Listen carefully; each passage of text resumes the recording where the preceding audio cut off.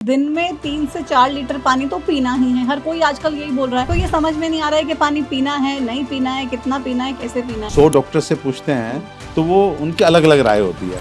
अगर थोड़ी बहुत ही एसिडिटी या कॉन्स्टिपेशन का प्रॉब्लम है भी, कितना पानी पीना चाहिए और कैसे वो पानी का इंटेक। पानी की मात्रा कितनी ली जाए, इसे किसी भी व्यक्ति के लिए हम फिक्स नहीं कर सकते। कहते हैं खाना खाने के साथ भी नहीं पीना चाहिए और खाना खाने के बाद भी नहीं पीना चाहिए। भोजन के साथ 1 गिलास पानी सिप सिप करके, और उसके बाद भोजन के बाद 2 बार कम से कम 2-2 घंटे के गैप पे आधा गिलास पानी सिप सिप करके अगर आप पीते हैं तो ये एसेंशियल समय है। अच्छा, हमने ये भी बहुत सुना है कि लोग कहते हैं कि पानी को पीना नहीं चाहिए, पानी को खाना चाहिए। वो व्यक्ति जो खाने के लिक्विड पार्ट को खाएगा और सॉलिड को पिएगा, इन जनरल वो अपच से बचा रहेगा, और अपच ही वो बड़ी बड़ी बीमारियों की जड़ होगी। अच्छा, बहुत सारे लोग ऐसे भी होते हैं कि पानी की बोतल ली और ऐसे लगा के गट करके पूरी की पूरी बोतल ही एक। ये बहुत गलत है, ये नुकसान देने वाला स्टेप है। अच्छा, पानी के लिए ये भी कहा जाता है कि खड़े होके नहीं पीना चाहिए, क्या हमेशा बैठ के ही पीना चाहिए? खाना पीना जो है सदैव बैठ करके होना चाहिए। नॉर्मल इंसान को, मेल फीमेल कुछ भी लगा लो, जनरली एक डे में क्या कुछ खाना चाहिए? You want to correct your dietary habits, तो you have to take care of 5 parameters. सबसे बड़ी समस्या मोटापे की है, हर कोई इससे परेशान है। तो मैंने जो शास्त्रों से ये पढ़ा है, जो 1 बार खाए वो योगी, जो 2 बार खाए वो भोगी, और जो 3 बार खाए वो रोगी। और हम देखो सब 3 बार खा रहे हैं और हम सब रोगी हैं। अब कोई अगर 4-5 बार खाता है तो वो बन जाएगा महारोगी। मोटापे की मुक्ति के लिए बड़ा इजी ड्रग अवेलेबल है मार्केट में आजकल, ओज़ेम्पिक और मोंजारो।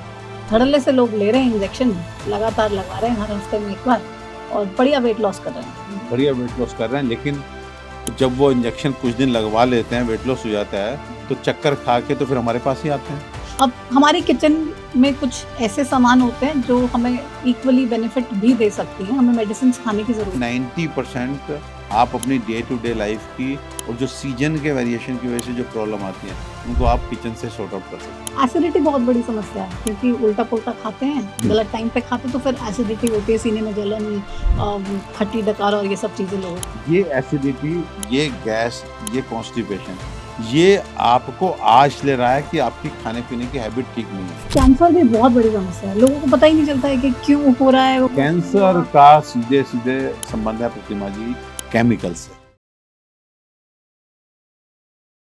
नमस्कार, द प्रतिमा दत्ता पॉडकास्ट देख रहे हैं आप, और आज का ये पॉडकास्ट आपके लिए इतनी सारी इन्फॉर्मेशन लेके आया है ना कि आप जब इस पूरे पॉडकास्ट को ध्यान से देखेंगे तो आपको आपके हेल्थ से जुड़े तमाम सवालों के जवाब मिलेंगे। क्योंकि इस पॉडकास्ट में हमारे साथ जो गेस्ट हैं उनको देखेंगे तो आपको ज़रूर ये याद आ जाएगा कि आपने उन्हें किस एड में देखा है। बहुत सारी बॉलीवुड हीरोइंस के साथ उन्होंने काम भी किया है। कोई एक्टर नहीं है, डॉक्टर हैं। डॉक्टर परमेश्वर अरोड़ा एमडी हैं आयुर्वेदा में। लगभग 25 साल से ज़्यादा लोगों के लिए काम कर रहे हैं, इस फील्ड में है मेडिकल में, और आयुर्वेदा के ज़रिए लोगों के जीवन को सँवारने का काम कर रहे हैं। बहुत-बहुत स्वागत परमेश्वर जी आपका। थैंक यू प्रतिमा जी, हमारे थैंक इस यू। पॉडकास्ट में। और डॉक्टर परमेश्वर अरोड़ा तो हम सब जानते हैं, कोविड में एक अलग तरीके का कैंपेन भी आपने चलाया, बहुत सारी वीडियोस वायरल हुई, वो भी हम सब जानते हैं और आई एम श्योर दर्शक भी जानते होंगे। लेकिन ये अभी हाल फिलहाल का ये नया ट्रेंड क्या चल रहा है, जल दूत, जल प्रहरी, ये कैसे बन गए, और पानी को लेके इतना सारा काम कैसे शुरू किया, कैसे सोचा, क्यों सोचा? और उसके बाद मेरे बहुत सारे पानी वाले सवाल हैं, पहले मेरे इस सवाल का जवाब देना पड़ेगा। प्रतिमा जी देखिए, आज से लगभग मुझे लगता है कि 12 साल पहले मेरे दिमाग में आया कि देखो, मैं सैकड़ों पेशेंट रोज ठीक करता हूँ, और लगभग हर पेशेंट को मैं देखता हूँ कि वो कहीं ना कहीं मिथ के चलते, भाई सब लोग जानते हैं कि हाँ हेल्थ अच्छी रखनी है, लेकिन मिथ बहुत अधिक है, भ्रांतियां बहुत अधिक हैं, तो उसके चलते वो कुछ गलत खाना पीना उनका होता है। उनकी लाइफ स्टाइल तो वो हो सकता है कि जानने के बाद भी सही अडॉप्ट नहीं कर पाए, लेकिन खाने पीने को लेके तो वो हमेशा कोशिश करते हैं कि जो है चीज़ें वो जिस तरीके से सोशल मीडिया पे उनको जानकारी मिलती है या कोई एक्सपर्ट बताता है तो वैसे वो फॉलो करें। लेकिन अनफॉर्चुनेटली उनको गलत जानकारी पहुंच रही है। वो चीज़ों को कभी खराब मात्रा में खा रहे हैं, कभी खराब कॉम्बिनेशन में खा रहे हैं, कभी खराब तरीके से खा रहे हैं, और वो बीमार पड़ जा रहे हैं। तो एक मन में एक विचार से आया, एक संकल्प सा लिया, नहीं अब खाने पीने की चीज़ों को लेके अपने शास्त्रों को आधार बना के, अपने वेदों को आधार बना के, अपने आयुर्वेद को आधार बना के लोगों तक सही जानकारी पहुंचानी है। एंड फिर उस समय यह है कि पहले किस विषय पे काम करूं, किस खाद्य पदार्थ पे काम करूं, तो फिर दिमाग में आया पानी। क्योंकि पानी एक ऐसी चीज है जिसे कोई प्रतिमा जी नहीं कह सकता कि मैं पानी नहीं पीता, चाहे वो इंडियन हो, चाहे यूरोपियन हो, चाहे अमेरिकन हो, चाहे अफ्रीकन हो, पानी हर आदमी पीता है और हर रोज पीता है, दिन में अनेकों बार पीता है। और मैंने कहा पानी के बारे में ही लोगों को मिथ है। जैसे लोग बोलते थे कि अगर स्वस्थ रहना है तो पानी बहुत पियो, अब खाने के साथ पानी बिल्कुल मत पियो। क्योंकि हमें तो सिखाया ये जाता है कि दिन में 3 से 4 लीटर पानी तो पीना ही है। हर कोई आजकल यही बोल रहा है और आपकी थ्योरी बिल्कुल ही उलट है। मतलब तो ये समझ में नहीं आ रहा है कि पानी पीना है, नहीं पीना है, कितना पीना है, कैसे पीना है, ये क्लियर हाँ, एग्जैक्टली। ये आप बिल्कुल सही कह रहे हैं कि अगर आप आज 100 डॉक्टर से पूछते हैं तो वो उनकी अलग अलग राय होती है ना। तो मैंने कहा कि सबसे अच्छा ये है कि अपने जो खान पान को लेके इस विश्व में प्रतिमा जी अगर कहीं पे पूरी वैज्ञानिकता के साथ, पूरे विस्तार के साथ और पूरे तर्क के साथ अगर ज्ञान है कहीं पे, तो वो आयुर्वेद में है। कम से कम हम डाइट की बात करें तो पूरे विश्व में आयुर्वेद के अलावा ऑथेंटिसिटी के साथ एक पन्ने का लिटरेचर भी कहीं उपलब्ध नहीं है। तो मैं उसको माध्यम बनाते हैं, और जब उसको माध्यम बनाने मैंने चरक संहिता, सुश्रुत, अपना वाग्भट, शारंगधर, माधव, भाप्रकाश ये उठाने शुरू किए, तो सच्ची बताऊं तो मेरे भी पैरों तले से जमीन जैसे सरक जाती है ना, वैसे हुआ। क्योंकि हम सब यही सुनते थे कि साहब स्वस्थ रहना तो पानी खूब पियो, और शास्त्र बोलता था ऋते शरद निदाघाभ्याम पिबेत स्वस्थो अपि शल्य, कि अगर आप अपने स्वास्थ्य को बरकरार रखना चाहते हैं तो 2 सीजन ऐसे हैं, ऋते शरद निदाघाभ्याम, एक शरद ऋतु मतलब ऑटम और एक ग्रीष्म ऋतु। इन 2 ऋतुओं में आप सम मात्रा में जल पिए, बाकी बचे 4 सीजन जो है उसमें स्वस्थ भी अल्प मात्रा में जल पिए। तो कहने का मतलब यह है कि ये तो हिलाने वाला श्लोक था कि आप कम जल पीने की बात कर रहे हैं। मतलब साल में अगर 12 महीने हैं तो 4 महीने ऐसे हैं, एक ऑटम और एक ग्रीष्म की 2-2 महीने हम जानते हैं, एक ऋतु 2 महीने की होती है, कि इसमें आप पानी जो है वो सम मात्रा में पी लीजिए, और बाकी आप बहुत संभल करके जल का सेवन करें। उसके बाद क्या आया, अगला श्लोक था कि अति योगेन सलीलम त्रश्यतो अपि प्रयोजितम, आपने अधिक मात्रा में पानी पिया, प्यास लगने पर भी प्रयाति पित्त श्लेष्मत्वम ज्वरितस्य विशेषते वर्ध्यते आम त्रुट निंद्रा तंद्रा आदमान अंग गौरवम कास अग्निसाद हल्लास प्रसेक श्वास इंसान। तो आपके लिए ये श्लोक है, लेकिन इसलिए सुना रहा हूं जिससे आपको विश्वास जमे। देखिए आज प्रतिमा जी हम जो भी बात करेंगे ना, वो बात करेंगे विद रेफरेंसेज।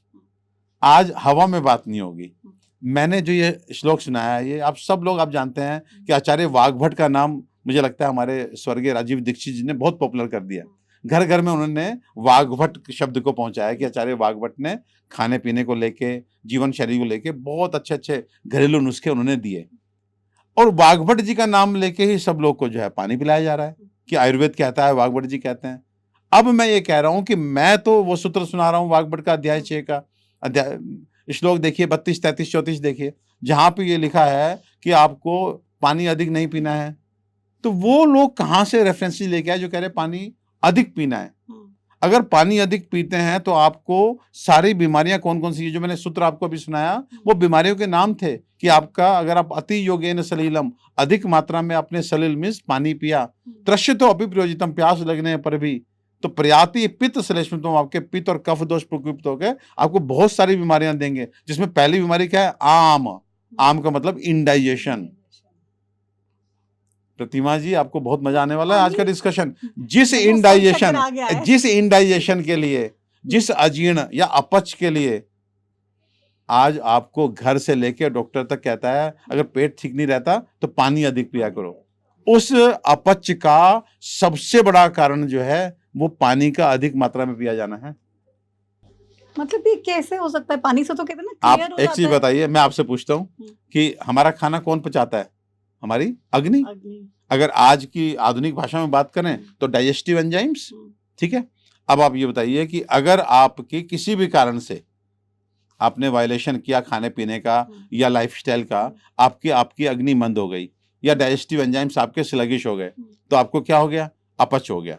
अब अगेन अपच हुआ, लेकिन हर आदमी का शरीर अलग है। किसी की वात प्रकृति है, किसी की पित्त प्रकृति है, किसी की कफ प्रकृति है। आजकल ये भी तो बहुत आ गया ना, बॉडी टाइप। तो बॉडी टाइप के हिसाब से आपकी अग्नि मंद हुई, ठीक है, तो आपको क्या होगा, अपच होने के बाद आपको गैस अधिक बनेगी। अगर आपका पित्त का टाइप है बॉडी का तो आपको एसिडिटी अधिक बनेगी। अगर आपका कफ का टाइप है तो इन जनरल आप कॉन्स्टिपेटेड होंगे। तो सिम्टम्स का वेरिएशन, अगर आपने इतना ज्यादा वायलेशन किया हुआ है तो तीनों भी हो सकते हैं, लेकिन ऐसे वेरिएशन आपकी बॉडी टाइप के हिसाब से देखने को मिलता है। अब मुझे बताइए कि चाहे वो गैस हो, चाहे वो एसिडिटी हो और चाहे वो कॉन्स्टिपेशन हो, उनका रूट कारण क्या है? अजीर्ण, अपच, खाने का सही से नहीं पचना। और उसका रूट कॉज क्या है? अग्नि का मंद हो जाना, आपके डाइजेस्टिव एंजाइम का स्लगिश हो जाना। तो ऐसे में अगर आप डॉक्टर के पास पहुंचते हैं तो क्या चिकित्सा सूत्र होना चाहिए, क्या अप्रोचमेंट टू ट्रीटमेंट होनी चाहिए कि उसके अग्नि को बढ़ाओ जिससे खाना सही से पचे और अपच की जो कंडीशन है वो दूर हो और जो लक्षण आए हैं उनसे छुट्टी मिल जाए। लेकिन हो क्या रहा है? अग्नि बल को नहीं बढ़ाया जा रहा, बल्कि अग्नि के यूनिवर्सल ओपोनेंट पानी को अधिक पिला करके, अग्नि को और मंद करके, वो सिंपल दिखने वाली जो कब्जी है, जो गैस है, उनको परमानेंटली बॉडी में स्टेबल कर दिया जा रहा है। प्रतिमा जी, जो लोग कॉन्स्टिपेशन के पेशेंट है ना, उनसे पूछिए, वो लगातार 5 साल 10 साल से लगातार पानी पी रहे हैं। पहले 1 गिलास में उनका काम चल जाता था, फिर 2 गिलास में आ गए, फिर अब जग भर के पानी पीते हैं, उसके बाद भी बैठ के जोर लगा रहे होते हैं। अगर पानी पीना कब्जी का इलाज होता तो 5 साल 10 साल 15 साल कोई छोटा ड्यूरेशन है क्या? कॉन्स्टिपेशन कभी भी पानी पीने से ठीक नहीं आप होगी। मुझे ये बताइए, पानी पीने से कैसे ठीक होगा? हो ही नहीं सकता। मैं प्रतिमा जी, बहुत आज हम प्रैक्टिकल बातें करेंगे। आप बताइए कि कॉन्स्टिपेशन जो है, कब्जी जो है, वो अपच का ही तो एक लक्षण है, जब हम खाने को सही से नहीं पचा पाते। और अपच होता है क्योंकि हमारी अग्नि अच्छी नहीं होती, मंद होती है। तो आप जल को बॉडी में डाल करके उस जो मंद पड़ी, हमारी हल्की पड़ी अग्नि है, उसको और मंद करेंगे कि उसको तेज करेंगे। अब मुझे बताइए ना, कोई तो थ्योरी लगाइए। और दूसरा आप ये बताइए कि अगर चलो मैं मान लेता हूं कि हाँ, जल से जो है आपका आपका कब्जी ठीक होगी, तो मुझे वो लोग सामने आए जो बताएं कि हाँ, मेरा जल पीने से अब कब्जी ठीक हो गई। होता क्या है, यहाँ भी एक भ्रांति है। आप सुबह उठते हैं, आप 1 गिलास 2 गिलास पानी पी के अपने पेट को भरते हैं। अच्छा, गर्म पानी पीना या नॉर्मल रूम टेम्परेचर की कुछ भी पानी, पीना, मैं कह रहा हूँ कोई भी पानी आप पी रहे हैं तो आपने पेट भर लिया। तो एक होता है गैस्ट्रोकोलिक रिफ्लेक्स, पेट जब भर जाता है तो वो कोलन को सिग्नल भेजता है और हल्का सा एक अर्ज फॉर डेफिकेशन, एक मल त्याग की इच्छा पैदा हो जाती है। ठीक है, लेकिन अगर आप, इसका एक ड्रॉबैक भी है कि आप 1 गिलास पानी पी के जाते हैं, फ्रेश होते हैं, बस वहां तक ठीक है। उतना तक आपने स्टिमुलस दे दिया कोलन को, एक नॉक नॉक कर दिया, बेल बजा दिया। तो एक बार बेल बजाया, ठीक है, 1 गिलास पानी दे, वो पीना भी चाहिए सबको। लेकिन अगर आप बेल बजा के खड़े हो गए ना, तो थोड़े दिन बाद वो बेल ही खराब हो जाएगी। कि नहीं, कभी कभी हमारी डोर बेल को कोई लगातार बच्चा बजाता चला जाता है तो फिर हमें बहुत इरिटेशन होता है। ऐसे ही हमारी बॉडी को भी इरिटेशन होता है। जब आप 4 गिलास पानी पीते हैं, 5 गिलास पानी पी लेते हैं, तो आपका गैस्ट्रोकोलिक रिफ्लेक्स 2 तरह से बिहेव कर सकता है। या तो वो इंसेंसिटिव हो जाएगा, फिर आप जो मर्जी खाइए, उसको प्रेशर नहीं बनाना तो नहीं बनाना, फिर आप सीवियर कॉन्स्टिपेशन में चले जाएंगे। और या फिर कभी कभी उस गैस्ट्रोकोलिक रिफ्लेक्स से इतना इंटेस्टाइन जो है हमारी इरिटेट हो जाएंगी कि फिर आप जरा सा भी पानी पिएंगे ना, कुछ जरा सा खाएंगे, तो आपको तुरंत फ्रेश होने जाना पड़ेगा। तो इसे बोलते हैं इरिटेबल बाउल सिंड्रोम, कि जरा सा पेट में कुछ गया नहीं और आपको अर्ज फॉर डेफिकेशन हो गई कि पोटी जाना है, पोटी। तो इसलिए बहुत सारे लोग आज इस समस्या से परेशान हैं कि उनको आईबीएस है, इरिटेबल बाउल सिंड्रोम। कुछ भी पेट में जा रहा है, आपने खाना खाया, may be after half an hour और मे बी आफ्टर 15 मिनट्स, और बहुत अधिक होता है 1 घंटे बाद, आपको फ्रेश होने जाना है। आपने ब्रेकफास्ट किया, आपने फ्रेश होने जाना है, क्योंकि आपने अपने गैस्ट्रोकोलिक रिफ्लेक्स को कहीं ना कहीं डिस्टर्ब कर लिया, हाइपर सेंसिटिव कर लिया। तो कितना पानी पीना चाहिए, कैसे पानी पीना चाहिए? मतलब एक नॉर्मल इंसान को अगर थोड़ी बहुत ही एसिडिटी या फिर कॉन्स्टिपेशन का प्रॉब्लम है भी, तो कितना पानी पीना चाहिए और कैसे वो पानी का इंटेक होना? आप कह रहे हैं कि कथा बाद में सुनाना, प्रसाद दे दीजिए पहले पहले। सीधा काम क्या है कि कितना पानी पिए, ठीक है। तो प्रतिमा जी, पानी की मात्रा कितनी ली जाए, इसे किसी भी व्यक्ति के लिए हम फिक्स नहीं कर सकते। अच्छा, नहीं कर सकते। तो पहले तो इस कंसेप्ट से बाहर आइए कि मैंने 8 गिलास पानी रोज पीना है, कि मैंने 16 गिलास पानी पीना है, कि मैंने 32 गिलास पानी पीना है। वो इसलिए कि वो डिपेंड करता है कि नंबर 1 आपका बॉडी टाइप क्या है। अगर आप पित्त प्रकृति के हैं तो डेफिनेटली आपको अधिक प्यास लगेगी। सिमिलर एक्टिविटी एक कफ प्रकृति वाला व्यक्ति कर रहा है, कफ ठंडा होता है, आप कफ प्रकृति के हैं, आपका बॉडी टाइप कफ का है, तो आपको कम प्यास लगेगी। नंबर 2, सीजन कैसा चल रहा है, सर्दी चल रही है कि गर्मी चल रही है, उसके हिसाब से भी पानी की प्यास और पानी का इंटेक जो है वो वेरी कर जाएगा। तीसरा, उस पर्टिकुलर दिन की आपकी फिजिकल एक्टिविटी क्या है। मैं कहता हूँ विंटर्स चल रहे हैं, बट आप उस दिन, आपका मूड है, आप पूरे ग्राउंड में उस दिन खेलना है आपको, तो अगर आपको किसी ने सिखाया कि 8 गिलास पानी पीना है और आप धूप में खेल रहे हैं और 12 बजे तक ही आप 8 गिलास पी गए, उसके बाद प्यास लगे तो फिर प्यासे मरो। कहाँ गया आपका नियम। और अगर आप गर्मी में भी हैं लेकिन आज संडे का दिन है, मन है कि घर में बैठ करके कोई मैच देखना, मुझे घर से बाहर नहीं जाना, और आप एसी रूम में बैठे हुए हैं, अरे भाई आप जबरदस्ती पानी थोड़ी पियेंगे। तो इसलिए पानी की मात्रा कितनी हो फिक्स नहीं की जा सकती, ये डिपेंड करता है आपके बॉडी टाइप पे, नंबर 2 बाहर के एनवायरनमेंट पे, और नंबर 3 कि उस दिन की आपकी फिजिकल एक्टिविटी कितनी है। लेकिन हाँ, अगर आपने चेक करना है कि आपकी बॉडी में हाइड्रेशन लेवल परफेक्ट है कि नहीं है, तो वो चेक होता है आपके यूरिन आउटपुट से। वो व्यक्ति जो दिन में लगभग 750 ml यूरिन एकदम अच्छे से विदाउट एनी डिफिकल्टी पास कर रहा है, प्रतिमा जी 3 बार बस 24 घंटे में 3 बार आप अच्छे से यूरिनेशन के लिए जा रहे हैं, खुल के पेशाब हो रहा है, तो मान लीजिए कि आपकी बॉडी का हाइड्रेशन लेवल एकदम ठीक है। आप समझ रहे हैं। और बॉडी अपने आप में एक इतना शानदार मैकेनिज्म है, अपने आप में इतना शानदार रेगुलेशन है कि आप देखिए गर्मी में आप पानी अधिक पीते हैं लेकिन आप पेशाब कम जाते हैं, सर्दी में आप पानी कितना कम पीते हैं लेकिन पेशाब बार बार जाते हैं। क्यों? अभी सोचा, ये प्रकृति का देखिए, सर्दी में आपकी बॉडी को क्या चाहिए, हीट चाहिए, आपका अग्नि तत्व को आगे करना है। आपने पानी तो नहीं पिया ना, लेकिन बॉडी फिर भी जल तत्व को निकाल रही है जिससे अग्नि तत्व ऊपर जाए। अग्नि का यूनिवर्सल ओपोनेंट क्या है, जल। तो जब आप पेशाब करते हैं तो जल तत्व बाहर जाता है, तो अग्नि तत्व जो है वो बढ़ करके उस ठंड से आपको फाइट करने की क्षमता देता है। जब आप गर्मी में होते हैं तो वहां पर आप पानी अधिक पीते हैं लेकिन पेशाब कम जाते हैं, चाहे वो आप कमरे में बैठे हैं तब भी आप कम जाते हैं। रीजन बीइंग आपकी बॉडी को कैसा रहना है, ठंडा रहना है, तो वो जल तत्व आके बॉडी में रुकता है। अब जैसे आपने कहा कि कोई फिक्स नहीं है कि किसी को कितना पानी पीना चाहिए, लेकिन उसका समय फिक्स है, कब पानी पीना चाहिए ये कैसे हाँ हमें पता एग्जैक्टली। चलेगा? अब आपका क्वेश्चन बहुत रेलिवेंट है। अब देखिए, पानी पीने के 2 समय, एक एसेंशियल, मतलब जब जो प्यास की अपेक्षा नहीं करता, ये वो समय है जब आपको पानी पीना चाहिए, और एक होता है ऑन थ्रस्ट कॉल, जब आपको प्यास लगे।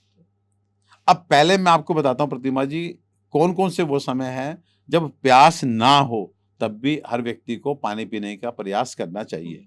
तो वो समय है पहला, सुबह उठ के, हर व्यक्ति को सुबह उठ करके 1 गिलास यानी लगभग 250 ml, मतलब इससे ऊपर नहीं, 250 ml, पाव भर पानी, 1 गिलास पानी पीने का प्रयास करना चाहिए। और इस समय पिया गया पानी को हमारे ऋषि बोलते हैं कि रोग जरहा परिमुक्तो जीवेद वत्सर शतम से अगरम, कि इस तरह पिया गया पानी जो है वो रोगों से मुक्ति दिलाता है, जरा हम इस बुढ़ापे को पास नहीं देता। जीवेद वत्सर शतम से अगरम, कि आप 100 वर्ष से अधिक भी जी सकते हैं। तो वो व्यक्ति, मतलब कहने का मतलब मोटा मोटा यह है कि सुबह उठकर 1 गिलास पानी पीने की प्रशंसा हमारे वेदों में, शास्त्रों में की गई है कि अगर आप सुबह उठ के पानी पीते हैं तो पहले नंबर 1 पे तो हर व्यक्ति को सुबह उठ करके, अब पुराना हमारे बड़े देखते थे ना, बेड साइड पे एक लोटा पानी का उनका रखा होता था, सुबह उठ करके वो पहले जो है वो पानी पीते थे, फिर फ्रेश होने के लिए जाते थे, या फ्रेश होके आए फिर आके पी लेते थे। तो वो सुबह उठ के 1 गिलास पानी जो है अगर आप पीते हैं तो बहुत बहुत अच्छा है तो आपके वो भी लिए। सिर्फ एक ही पीना है लेकिन? हाँ, 1 गिलास पानी, ये सब कैलकुलेटेड है, सब कैलकुलेट। इससे ऊपर पियेंगे तो फिर गैस्ट्रोकोलिक रिफ्लेक्स वाला काम शुरू हो जाएगा। तो 1 गिलास पानी। आज के परिवेश में आचार्य भाव प्रकाश ने वहां पे 8% जल बताया था 16वीं शताब्दी में, लेकिन आज के परिवेश में एक गिलास पानी, ठीक है। उसका दूसरा एसेंशियल समय जब प्यास ना हो वो है भोजन के साथ। अब प्रतिमा जी फिर एकदम आंखें चौड़ी करके देखेंगी, क्योंकि बचपन से सुना है कि खाने के साथ पानी खाने से पहले पीना चाहिए। कहते हैं खाना खाने के साथ भी नहीं पीना चाहिए और खाना खाने के बाद भी नहीं पीना चाहिए। बिल्कुल। तो मैं अब यहाँ पे अपना मत रखता हूँ, अपना नहीं, मैं अब शास्त्रों का मत रखता हूँ। आचार्य वाघभट्ट अध्याय 6 में ये लिखते हैं, भक्तस्य आदौ जलम पीतम अग्नि सादम कृशंगताम। अगर आपने भोजन से पहले जल पिया तो आपकी अग्नि यानी मेटाबॉलिक पावर, डाइजेस्टिव पावर वो स्लगिश हो जाएगी। भक्तस्य आदौ जलम पीतम अग्नि सादम और कृशंगताम, आप दुर्बलता महसूस करेंगे, मतलब आपको एनर्जी नहीं रहेगी अगर ये आपकी प्रवृत्ति है।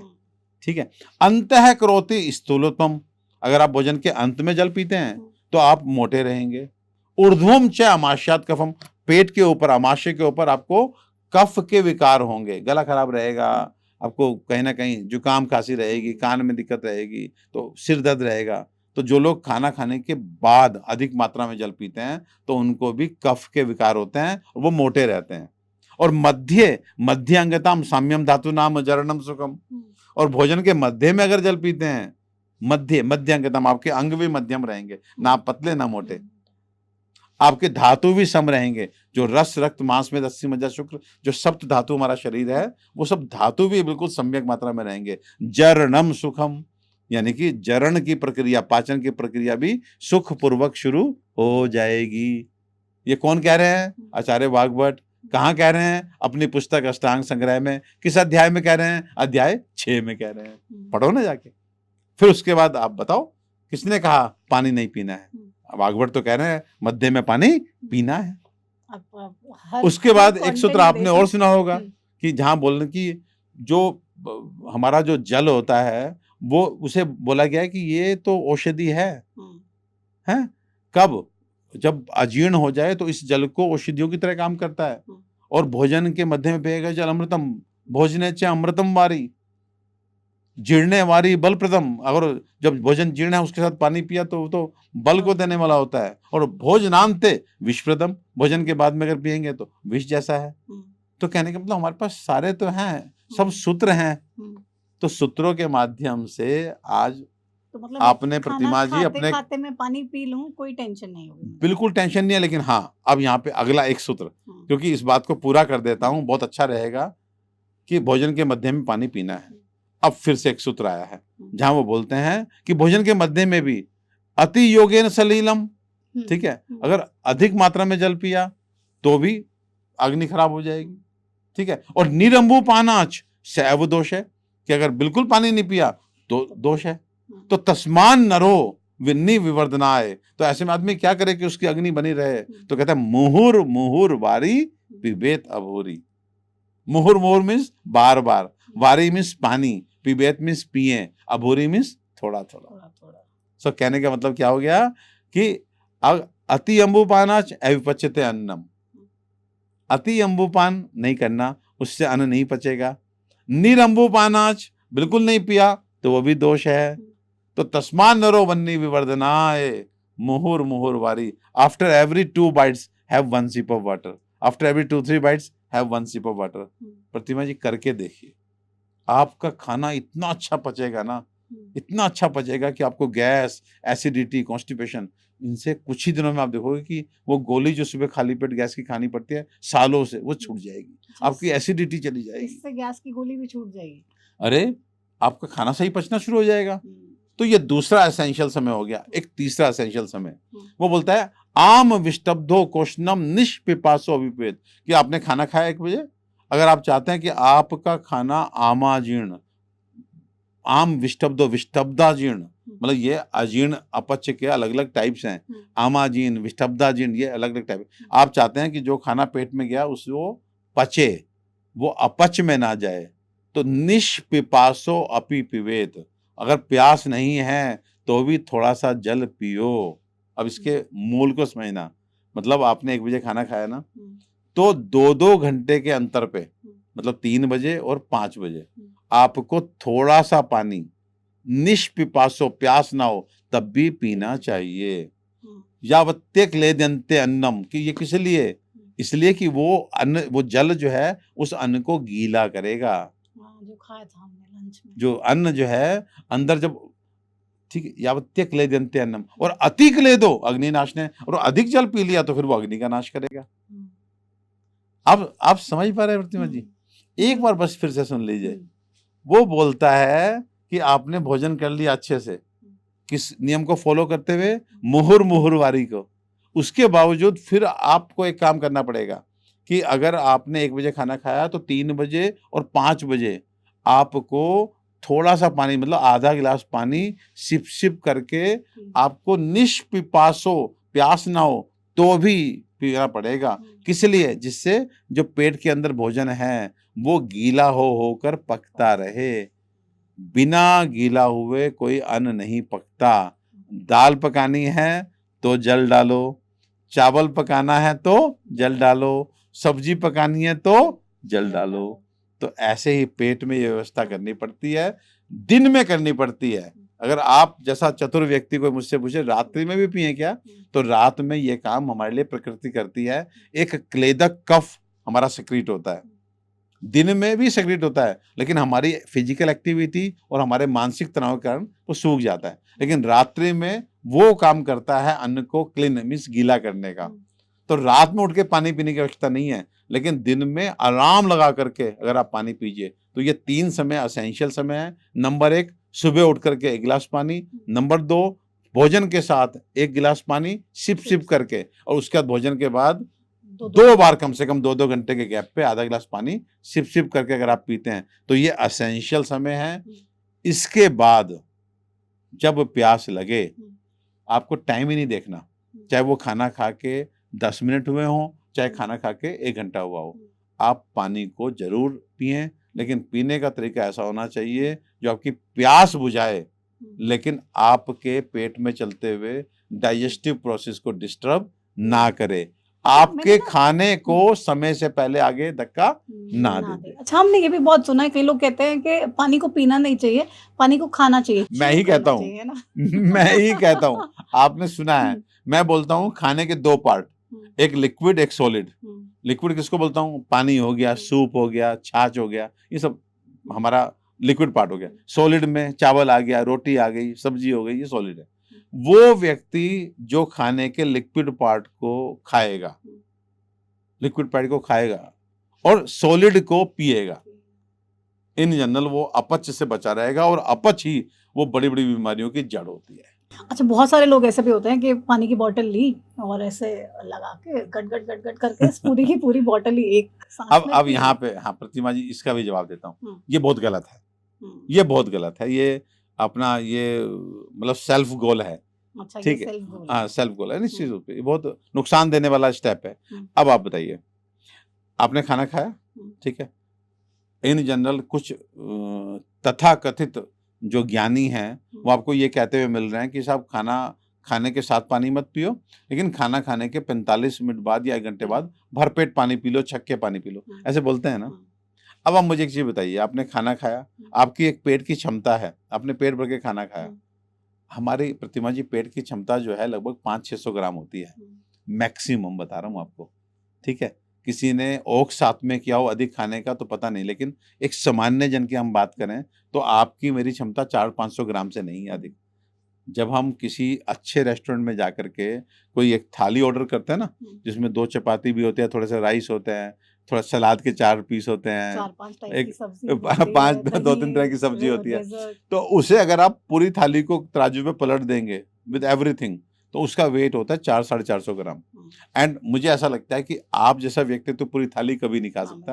हाँ, हम लोग खा लेते हैं, लेकिन जब खा लेते हैं तो हमें भी लगता है कि कंठ तक हमारा भोजन भर गया है। तो हमारी क्षमता 500 ग्राम की होती है मैक्सिमम, उससे ऊपर हम नहीं खा सकते। तो हमने अपने पेट को से 1 o'clock हमने भर लिया, ठीक है? इस खाने को हमारे पेट में, ठीक है, प्रतिमा जी अगर वेजिटेरियन फूड मैंने खाया तो लगभग 5 घंटे लगते हैं। गैस्ट्रिक एम्प्टिंग बोलते हैं उसको, पेट को खाली होने में। धीरे धीरे वो खाना क्या होता है, वो यहाँ पे एसिड है ना, वो एसिड उस खाने को गला गला के रस के रूप में, बिल्कुल पतले रस के रूप में हमारी छोटी आंत में भेजता है, जहाँ डाइजेशन का प्रोसेस होना है, जहाँ पे उसके ऊपर डाइजेस्टिव एंजाइम्स ने काम करना है, ठीक है? अब आपने किसी ज्ञानी से सीखा हुआ था खाने के 1 घंटे बाद पानी पियो, 1 घंटे तक आपने कंट्रोल किया, और उसके बाद जो है गर्मी का टाइम था, थोड़ी ठंडी अच्छी बोतल आपके हाथ में लग गई 1 लीटर वाली, और जी आपने जैसे अभी कहा ना कि गल्प करने के लिए गुड़ गुड़ गुड़ गुड़ करके, अब मुझे बताइए उस पानी को भी तो जगह चाहिए ना, है ना? वो क्या करेगा? पेट तो पहले से भरा हुआ था, अब वो पानी फिजिकल है, फोर्स से आप पी रहे हैं, और पानी तो बहुत अच्छा सॉल्वेंट होता है, कैरियर होता है, तो वो मोटे मोटे टुकड़ों को छोटी आंत में पहुंचा देगा धक्का मार के। अब आप बताइए कि जब वो मोटे मोटे टुकड़े वहां पे छोटी आंत में पहुंच जाएंगे तो क्या अग्नि उन्हें डाइजेस्ट कर पाएगी? नहीं कर पाएगी। मैं एक एग्जांपल देता हूं प्रतिमा जी। मैं कहता हूं कि आप कोई एक लकड़ी का टुकड़ा उठा लीजिए, ठीक है, कोई एक मोबाइल के साइज का लकड़ी का टुकड़ा उठा लीजिए, बहुत मोटा नहीं, मोबाइल के साइज का, और माचिस की एक बड़ी वाली डिब्बी जो है ना वो उठा लीजिए, और 3-4 ज्ञानी जो है ना बैठ करके उसको जलाने की कोशिश करें। पूरी माचिस की डब्बी खत्म हो जाएगी, लेकिन वो लकड़ी का टुकड़ा जलेगा नहीं। वो काला जरूर पड़ जाएगा लेकिन जलेगा नहीं। और अभी उसी लकड़ी के टुकड़े को बुरादा बनवा दीजिए, पाउडर करा दीजिए, मेरे ख्याल से 2 तिल्ली होते हैं। जो कुछ इस ब्रह्मांड में हो रहा है ना वही इस पिंड में हो रहा है। जब आप मोटे मोटे टुकड़ों को वहां पे अग्नि के लिए भेजते हैं, जठराग्नि के लिए, तो वो उन्हें गला नहीं पाती, वो उनको डाइजेस्ट नहीं कर पाती, और वो स्टैग्नेंसी का शिकार हो जाते हैं। वो वहां टुकड़े टुकड़े रुक जाते हैं लिटरली। और रुक करके, आप जानते हैं कोई भी खाने की चीज अगर रुक जाए कहीं पे तो वो सड़ती है, और सड़ती भी गलते हुए है। आप अपने किचन के स्लैब के ऊपर कोई एक एप्पल छाट के, जो आजकल इम्पोर्टेड एप्पल होता है ना, वो लेके आइए, आम लेके आइए, और उसको रख दीजिए, बस स्टैग्नेंसी में छोड़ दीजिए। आप 2 दिन बाद 3 दिन बाद देखेंगे वो गला पड़ा होगा, सड़ा पड़ा होगा। तो सेम वे, वो जो खाने का टुकड़ा आपने तेज पानी पी के छोटी आंत में पहुंचाया था, अब वो पचा नहीं, वो स्टैग्नेंसी में चला गया, वो रुक गया। अब वो रुक करके वहां गल रहा है, सड़ रहा है। वो जो गल के जो रस बना ना, उसका जो गल के रस बना, उसी को बोलते हैं आम रस। उसी को, वो कच्चा रस है जो आपके दूसरे खाने के साथ बॉडी के अंदर चला जाएगा, क्योंकि वो अच्छा नहीं है, वो पोषक नहीं है। तो हमारी बॉडी के टिश्यूज, हमारी बॉडी के सेल्स उसे एक्सेप्ट नहीं करते, और वो बॉडी के अंदर जाकर के भी वो कहीं ना कहीं इकट्ठा होता है। वो अगर जोड़ों में पहुंच गया तो वहां पे एक एंटीजन की तरह काम करता है और आपको रूमेटॉइड आर्थराइटिस का पेशेंट बना देता है। अगर वो किडनी में पहुंच गया तो वहां पर इन्फ्लेमेटरी चेंजेस करके आपको क्रोनिक रीनल फेल्योर का पेशेंट बना देता है। हार्ट में चला गया तो वहां पे एथेरोस्क्लेरोटिक चेंजेस करके आपको हार्ट ब्लॉकेज करता है। सो कहने का मतलब यह है कि जिन बीमारियों के लिए, बड़ी बड़ी बीमारियों के लिए आप आज डॉक्टर के पास जाते हैं और उनसे कहते हैं कि मुझे हुई क्यों, और वो कारण नहीं बताते, वो आपको ट्रीटमेंट देते हैं लेकिन कारण नहीं बताते कि आप कहाँ से किडनी खराब हो गई आपकी, आपको कहाँ से रूमेटॉइड आर्थराइटिस हो गया, कहाँ से ये ऑटो इम्यून डिजीज अलग अलग आ गई। तो बेसिकली आप सोचिए कि आपकी एक छोटी सी गलती कि आपने खाना खाने के 1 घंटे बाद बहुत तेजी के साथ पानी पी करके इस खाने को जो पेट में गल करके नीचे उतरना था, उसको अपने बड़े बड़े टुकड़ों को नीचे उतार दिया, और वहां पे वो रुक करके गलते हुए, सड़ते हुए वो बॉडी के अंदर चले गए, और वहां जाकर एज एन एंटीजन काम किया। उन एंटीजन के अगेंस्ट एंटीबॉडीज बने और ऑटो इम्यून डिजीज जो है वो पैदा हो गई। अच्छा, पानी के लिए ये भी कहा जाता है कि खड़े होके नहीं पीना चाहिए। क्या हमेशा बैठ के ही पीना चाहिए या फिर एक देखिए ये, हाँ, इस बारे में केवल ये कहना चाहूंगा, मेरे पास एक ही एक्सप्लेनेशन है कि खाना पीना जो है सदैव बैठ करके होना चाहिए। ये हमारे बड़ों ने एक हमें संस्कार दिया है, और डेफिनेटली इसकी वैज्ञानिकता भी है, क्योंकि आप जब खड़े होते हैं तो आपकी बॉडी का सर्कुलेशन पूरा आपके लिम्स पे होता है, आपके पैरों पे होता है। And when ever you want good digestion, तो आपका ब्लड फ्लो जो है वो आपके डाइजेस्टिव सिस्टम की तरफ होना चाहिए। तो इसलिए हमेशा आप अगर खाना पीना बैठ करके करते हैं, तो आप एक चीज और बताना चाहूंगा प्रतिमा जी, आप जानते हैं इस 24 घंटे में सबसे अधिक डाइजेशन कब होता है? व्हेन वी आर स्लीपिंग, जब हम सो रहे होते हैं। क्यों? क्योंकि उस समय सारी ब्लड की सप्लाई, मतलब एक काम बहुत जोरों शोर से चल रहा होता है। हमारे हाथ भी आराम आराम कर रहे हैं, हमारे पैर भी आराम कर रहे हैं, हमारा दिमाग भी मोर और लेस आराम कर रहा था। आजकल तो नहीं करता, लेकिन आजकल तो दिमाग भी नहीं सोता, लेकिन फिर भी चलो चलो कुछ हद थोड़ा, तक तो हाँ, सो कुछ जाता है। सौभाग्यशाली लोगों का सो जाता है, ठीक है, और सब चीज, हार्ट, लंग, सब कुछ अपने स्लो पेस पे होता है। तो डाइजेस्टिव सिस्टम को अच्छी सप्लाई ब्लड की मिलती है, तो उस समय मैक्सिमम डाइजेशन होता है। तो ये बहुत जरूरी है कि जब हम कुछ भी खाए पिए या पाचन की बात आए, तो हम ब्लड फ्लो डाइजेस्टिव सिस्टम की तरफ जा रहा है ये इंश्योर करें। तो खड़े होके खाना मतलब अपने ब्लड फ्लो को, क्योंकि जब आप खड़े होकर खाते हैं तो डेफिनेटली पैरों को स्ट्रेंथ चाहिए, और स्ट्रेंथ तो और ऑक्सीजन तो ब्लड के थ्रू ही मिलेगी ना। तो इसलिए डेफिनेटली बैठ करके अगर आप खाते पीते हैं तो आप फायदे में रहेंगे। अब पीने की तो बातें कर ली बहुत सारी। अब खाना कैसे होता है, या फिर एक नॉर्मल इंसान को, मेल फीमेल कुछ भी लगा लो, जनरली एक डे में क्या कुछ खाना चाहिए, या फिर what is the ideal way of eating? देखिए प्रतिमा जी, अ, आज के टाइम पे आप हर दूसरे व्यक्ति से एक बात सुनेंगे कि साहब खाने की क्वालिटी कहाँ ठीक है। कोई भी तो खाने की चीज़ असली नहीं आ रही, ये सब सब में है ना? मिलावट है, मिलावट है, ये पेस्टिसाइड्स सब है ये ना? सब। तो पहले तो मैं आज इस पॉडकास्ट के माध्यम से प्रतिमा जी, आपके माध्यम से, हरियाणा न्यूज़ के माध्यम से लोगों तक ये बात पहुँचाना चाहूँगा कि केवल क्वालिटी ही एकमात्र पैरामीटर नहीं है। Hmm, if you want to correct your dietary habits, hmm, तो you have to take care of 5 parameters. Hmm, number 1 पे डेफिनेटली क्वालिटी आती है, हुँ, नंबर 2 पे क्वांटिटी भी आती है राइट, कि अच्छी क्वालिटी में आपको चीज़ें लानी है, प्रयास करना है, जो शायद आपके हाथ में 50% तक है। लेकिन अभी दूसरा जो और 4 हैं, वो चारों के चारों आपके हाथ में हैं। कितनी क्वांटिटी में खाना खाया जाए। ये नहीं कि खाना स्वादिष्ट बना है तो आप ओवर ईटिंग कर लें, जो हम लोग कर लेते हैं।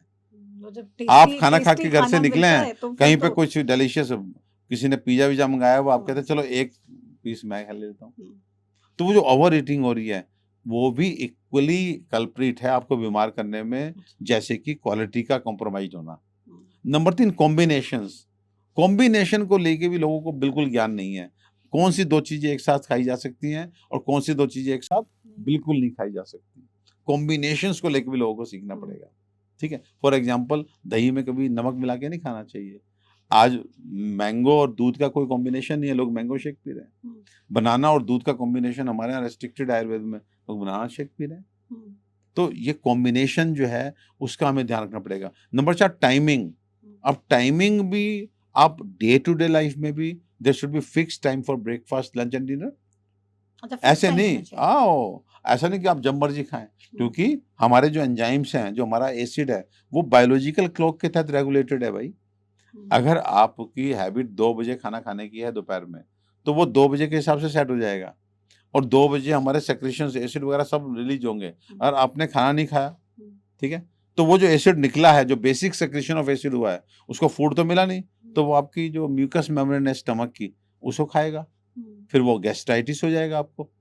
फिर वो अगर आपकी रोज़मर्रा की आदत बन गई, तो वो अल्सर बन जाएँगे वहाँ पे। आपने देखा नहीं कि खाना समय-समय से नहीं खाता तो अल्सर हो गए। हुँ, तो एक्चुअली वो एसिड निकलने का समय तो बॉडी ने फिक्स कर दिया था। हुँ, बेसिक सेक्रेशन तो होगा, हुँ, बाकी डेफ़िनिटली जब आप खाना खाएँगे, तो वहाँ पे रिफ्लेक्स एक्शन से एसिड फर्दर आएगा, हुँ, लेकिन बेसिक सेक्रेशन तो होगा ना। हुँ, और वहाँ फूड है नहीं, आपकी गैस्ट्रिक जो म्यूकस मेम्ब्रेन है वो पूरी तरह से एक्सपोज़्ड है, वो एसिड है। हुँ, वो खाने के लिए तो गलाने वाला है, लेकिन उस म्यूकस मेम्ब्रेन के लिए तो वो तेज़ाब है, तो वहाँ पे सूजन भी आएगी हुँ, और अगर यही प्रैक्टिस करते रहे तो वहाँ पे अल्सर भी बनेंगे।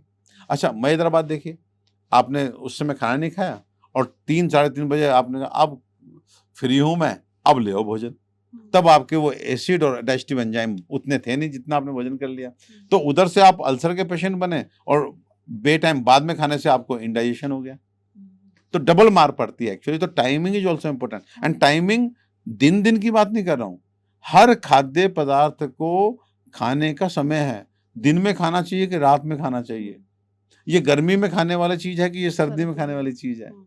अच्छा, रोटी और चावल एक साथ खा सकते हैं क्या? हाँ, बिल्कुल खा सकते हैं, क्या दिक्कत क्योंकि है? बहुत लोग कहते हैं कि कभी भी आप रोटी खा रहे हो तो चावल भी खाना चाहिए। इन जनरल देखिए क्या होता है कि हर चीज़ में हमारा ऑर्गन जो हुँ, सिस्टम है, वो इन्वॉल्व है और उसका सपोर्टर होता है brain. Hmm, So whenever you do one task hmm, at one time, it's always easy hmm, to finish. आपकी टेबल पे भी अगर एक फाइल एक समय पे लाके रख दी जाए कि इसे कंप्लीट कर दीजिए, तो आप उसे बहुत अच्छे से कर देते हुँ, हैं। अगर आपको 4 अलग-अलग तरह की फाइल्स, अलग-अलग तरह के टास्क एक साथ टेबल पे रख दिए हुँ, जाएँ, तो आप कन्फ्यूज़ हो जाएँगे, इसकी संभावना बहुत अच्छे से बन जाती है। हुँ, तो इसलिए ये कहा गया है कि एक टाइम पे अगर आप एक ही तरह का आप खाद्य पदार्थ हुँ, लेंगे, तो हमेशा उसके सही डाइजेस्ट होने के चांसेस बन जाते हैं। हुँ, तो आज के टाइम पे जो मिलेट्स का कांसेप्ट चला है, ठीक है? कि मल्टीग्रेन आटा हम हुँ, खाते हैं। मैं अपने पेशेंट्स को कम से कम कहता हूँ कि डोंट गो फॉर मल्टीग्रेन। अच्छा, आपको गेहूँ खाना है, आप गेहूँ खाइए। हुँ, आपको किसी दिन जो है बेसन का चीला हुँ, खाना है, वो बेसन का चीला हुँ, खाइए। आपको रागी खाना है आप रागी खाइए, आपको जौ खाना है जौ खाइए, आपको बाजरा खाना है आप बाजरा खाइए, लेकिन डोंट मिक्स देम। क्योंकि मक्का सबके अलग अलग नेचर हैं, राइट। सबका अलग अलग डाइजेस्ट होने का समय है। बाजरा हम इन जनरल विंटर्स में खिलाते हैं, जो हम लोग जो है गर्मियों में खिलाते हैं। पर कहाँ मक्का मतलब हम्म, सब मोटे मोटे तौर पे आपको मिक्सिंग नहीं करनी चाहिए, ठीक है। अब एक बात और बता देता हूँ, आपकी बात प्लीज, आई एम सॉरी हाँ आपको श्योर रोक रहा श्योर हूँ। श्योर। ये फिर टाइमिंग, जो मैं टाइमिंग की बात कर रहा हूँ, फिर सीजनल वेरिएशन भी होते हैं। राइट। जैसे इतने जबरदस्त तरीके से लोग भ्रांतियों में हैं। आप दही की बात कर दी, अब दही ननक्तम दधी मुंजित, रात में दही नहीं खानी चाहिए, ये हमारे बड़े कहते थे। और अगर आप ग्रामीण परिवेश में आज भी जाएं तो वो लोग दिन में तो दही खूब खाते हैं, लेकिन रात में दही नहीं खा रहे होते, ठीक है, नहीं खाते हैं ना, शायद आप भी जानते हैं। लेकिन आज हमारे शहरों में जाइए तो रात में बच्चे सब बड़े सब दही खा रहे हैं। मेरे पापा भी हमेशा ये कहते हैं हमें कि रात को दही नहीं खाना चाहिए ना। तो दधी अभिसंध्यानम, उसके पीछे विज्ञान है। दही दही जो है अभिसंधि है, जमने वाली है। अगर आप रात में दही खाते हैं तो आप डायबिटिक होते जाएंगे, आपको हार्ट के ब्लॉकेज होने शुरू हो जाएंगे। दही खाने से हार्ट के ब्लॉकेजेस, दही खाने से। अरे जो जिसकी जैसी प्रवृत्ति वो जाके जमेगी ना, और रात में आपका मेटाबॉलिक रेट एकदम डाउन है तो वो जमेगी जाके। तो दही रात में खाने का मतलब अभिसंधि है। अभिसंधि का मतलब होता है पैसेज ब्लॉकर, उसका नाम ही अभिसंधि। तो पैसेज को ब्लॉक करती है तो आप कार्डिक पेशेंट बन जाएंगे और आप डायबिटिक बनेंगे। अभी मैं डायबिटीज की बात, दही और डायबिटीज का संबंध आपको बताऊंगा तो आपके रोंगटे खड़े हो जाएंगे। दही डायबिटीज को पैदा करने वाला तीसरा सबसे बड़ा कारण है दही। पहले दो क्या है वो अभी बताते हैं ना, पहले अपनी बात वो पूरी करूंगा कि दही जो है वो रात में ना खाएं।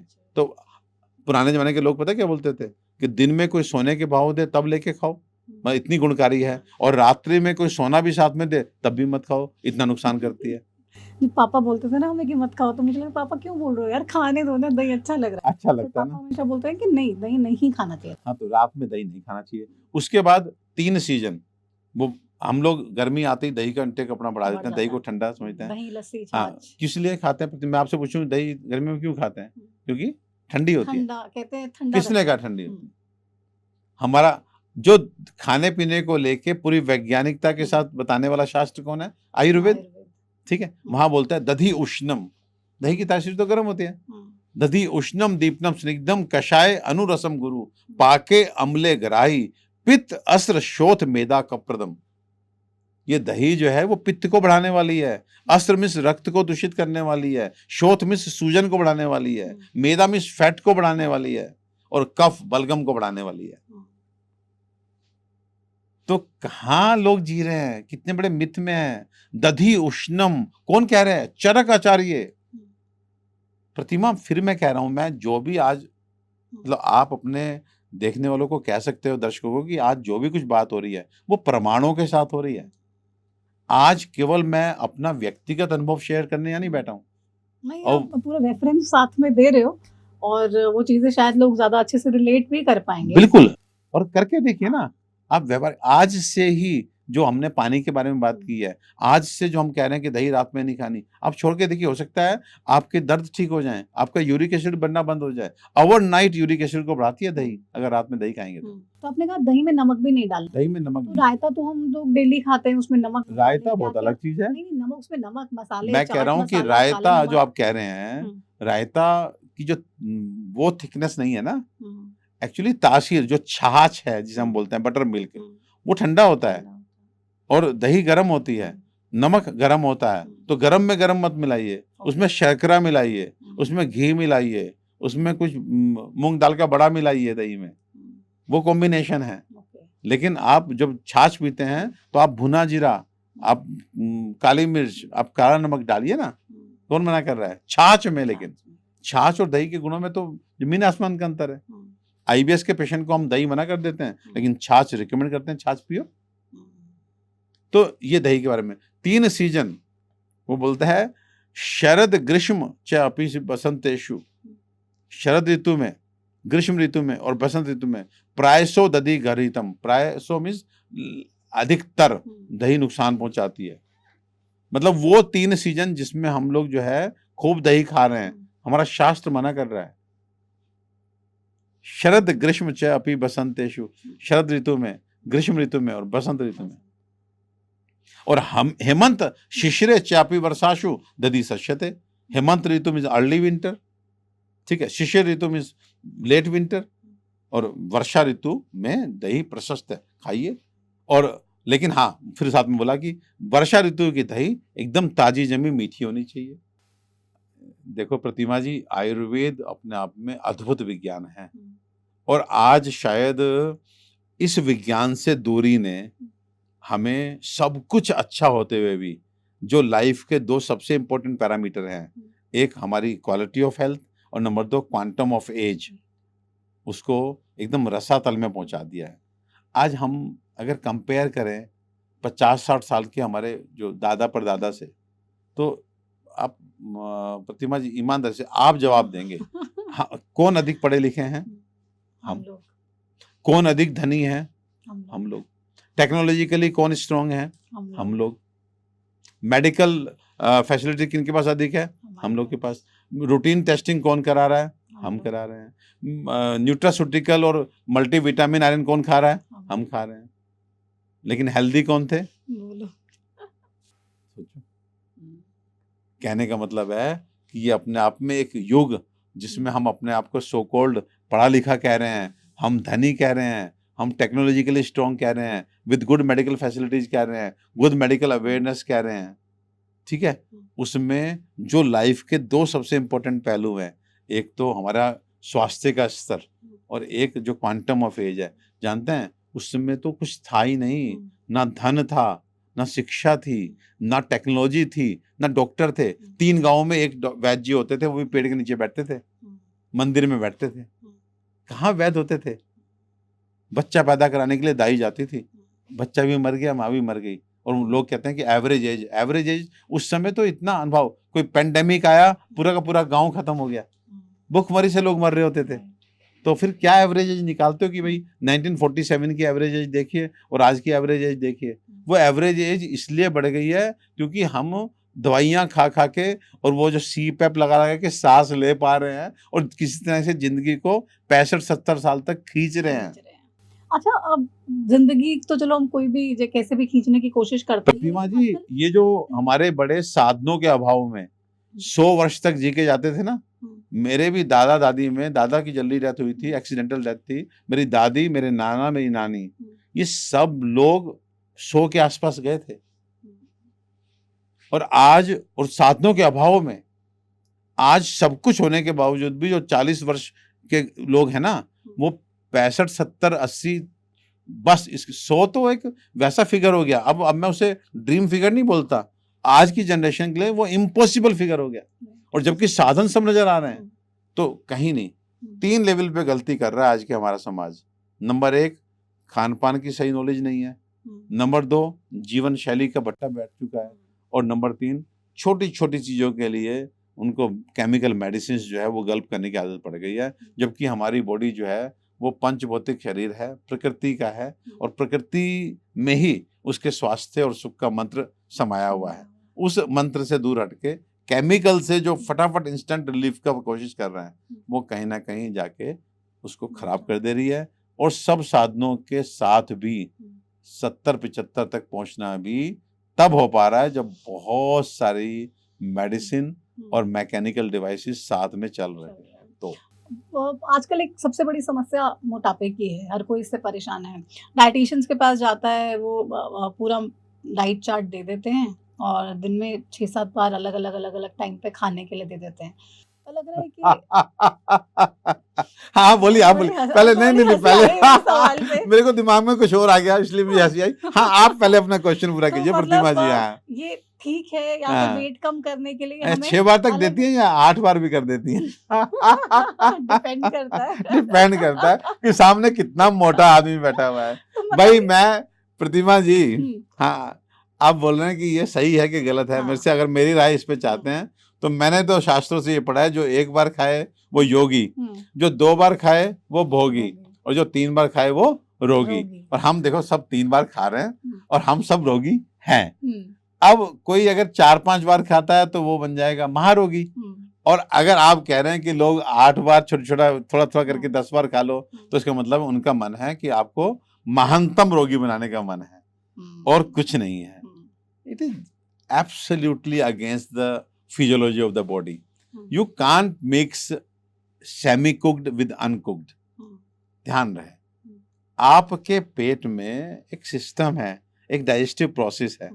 आपने अगर खाना कुछ भी पेट में डाला तो इमीडिएटली हमारी डाइजेस्टिव सिस्टम एक्टिवेट होकर के एक डाइजेस्टिव प्रोसेस जो बहुत सोफिस्टिकेटेड है, बहुत कॉम्प्लेक्स है भाई। आप सोचिए इस डाइजेस्टिव सिस्टम को, इस अग्नि को क्या समझते हैं आप? ये अद्भुत है। अभी हम जितनी मर्जी हम साइंस तरक्की कर दें, आप देखो ना, डाल क्या रहे हो? आलू डाल रहे हो, आप टमाटर डाल रहे हो, आप आटा डाल रहे हो, आप चावल डाल रहे हो, और बन क्या रहा है? रस, रक्त, मांस, मेद, अस्थि, मज्जा। अभी तो हम एक तरफ पेपर डालते हैं तो वहां चलो पेपर की प्लेट मिल जाती है, तो लेकिन पेपर की प्लेट मिलती है ना, वो ऐसे स्टील की प्लेट तो दूसरी तरफ नहीं निकलती ना, पेपर की निकलती। स्टील डालते हैं तो स्टील की प्लेट निकलती है। यहाँ आप डाल क्या रहे हो मटेरियल, और निकल क्या रहा है? सोचो बन क्या रहा है। तो आपके इस टमाटर से, आपके इस आलू के पराठे से, आपकी इस पालक से उधर खून बन रहा है, मांस बन रहा है, आप रिकमेंड नहीं करते मेद हर बन रहा 2-2 है। घंटे में तो खाना खाना। डेफिनेटली ये इतना कॉम्प्लेक्स है, और ये सारा व्यापार कौन करता है? अग्नि। ये अग्नि जो है ना, प्रतिमा जी, आज चलिए इस पॉडकास्ट के माध्यम से मैं लोगों को एक बहुत इंपॉर्टेंट मैसेज देना चाहता हूँ कि हमारा शरीर पंचभौतिक है, हम सब बोलते हैं, 5 तत्वों से बना है ना, आकाश, वायु, अग्नि, जल और पृथ्वी। इन 5 तत्वों की अपनी इंपॉर्टेंस है, इन 5 तत्वों का ही होना जरूरी है जीवन के लिए। लेकिन अगर आप मुझसे पूछेंगे कि डॉक्टर साहब, आपने 25 साल से आप आयुर्वेद पढ़ प्रैक्टिस कर रहे हैं, 8-9 साल पहले BMS MD करके आए हैं, एक तत्व जो सबसे इंपॉर्टेंट है, तो जानते हैं मैं कौन सा तत्व टिक करूंगा? अग्नि तत्व। अग्नि तत्व। हमारे आचार्य चरक लिखते हैं, आयुर्वर्णम बलम स्वास्थ्यम उत्साहो उपचयो प्रभा, ओजस तेजो अगण्य है और प्राणाश्च उक्ता दे अग्नि हेतु का। ये चरक का है, आचार्य चरक लिख रहे हैं, हमारे भगवान, फादर ऑफ मेडिसिन।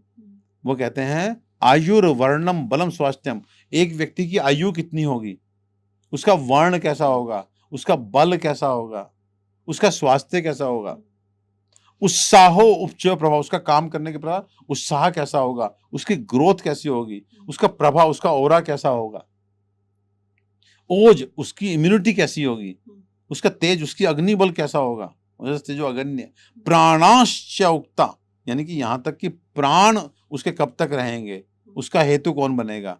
तो जवाब में एक चीज निकल के आती है, अग्नि।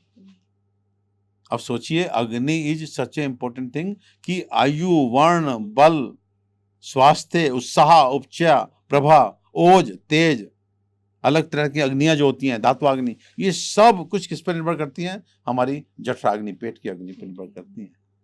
एक सूत्र और बोलूंगा तो आपको बहुत मजा आएगा। इसके बाद का श्लोक है, शांति अग्नियों में रहते। ये अग्नि है जिसके शांत होने पे आदमी मर जाता है। तो हम लोग सामान्य भाषा में क्या बात करते हैं? ठंडा पड़ गया भाई। क्या बोलते हैं? ठंडा पड़ गया, मतलब अग्नि तत्व खत्म। शांत अग्नियों में रहते, ये अग्नि है जिसके शांत होने पे आदमी मर जाता है। और युक्त चिरंजीवत्य नाम है, और जब तक वो अग्नि युक्त है तब तक वो चिरकाल तक जीवित रहता है, जितना मर्जी समझ जाए, बस अग्नि रहनी चाहिए। और रोगी स्याद विकृति, और जो अग्नि की ही विकृत होने पे आदमी रोगी बन जाता है। तो मूलम अग्निम तस्मिन् उच्यते, इस शरीर का यदि कोई मूल है, कोई जड़ है, तो वो क्या है? अग्नि है। इसी अग्नि के शांत होने पे आप मर गए, जब तक अग्नि है आप जीवित हैं, और यही अग्नि जब विकृत हो गई तो वो आप रोगी बन जाते हैं, इसी शरीर का मूल। तो इसलिए चरक ने बोला कि वो व्यक्ति जो स्वास्थ्य परिपूर्ण, मतलब स्वास्थ्य से भरी हुई दीर्घायु की कामना करता है, लंबी आयु की कामना करता है, उसको सदैव अपने अग्नि बल की रक्षा में तत्पर रहना चाहिए। ऐसा कुछ नहीं करना चाहिए कि उसकी अग्नि जो है वो मंद पड़े। ठीक है? और आप सोचिए कि अग्नि बल की रक्षा करनी थी, लेकिन आपकी डाइटिशियन ने, प्रतिमा जी, आपकी डाइटिशियन ने आपको कहा अगर पतला होना है तो पानी खूब पिया करो। अब सोचो, अग्नि की रक्षा करनी थी तो अग्नि का सबसे बड़ा ओपोनेंट कौन है इस विश्व का? पानी। पानी। अब पानी अधिक पी रहे हो, अब सोचो अब कर क्या रहे हो? और फिर अगर आप बीमार ना पड़ो, आप कमजोर ना रहो, तो किसकी गलती? तो वेट कम करने का आपके पास कोई इलाज है? हाँ बिल्कुल है ना। कोई डाइट के माध्यम से या कैसे, क्या है वो भी बता दो, क्योंकि ज्यादातर लोग मोटापे से ही ग्रस्त हैं। देखिए सीधी सी बात है, पहली बात तो प्रतिमा जी, वेट कम करने का कोई चमत्कारिक नुस्खा किसी के पास नहीं है। अगर आप किसी ने बिजनेस करना है, अपना कोई प्रोडक्ट बेचना है, वो जो मर्जी कहता रहे, लेकिन मैं 25 साल का प्रैक्टिशनर हूँ, आयुर्वेद का प्रैक्टिशनर हूँ, डाइट के बारे में, लाइफस्टाइल के बारे में ईश्वर की दया से लाखों करोड़ लोगों तक अपने अच्छे संदेश, सच्चे संदेश पहुंचा चुका हूँ। अगर किसी ने पतला होना है तो उसको अपने खाने पीने की हैबिट्स को चेंज करना होगा। नंबर 2, उसको अपनी लाइफ में फिजिकल एक्टिविटीज को इनकॉर्पोरेट करना पड़ेगा।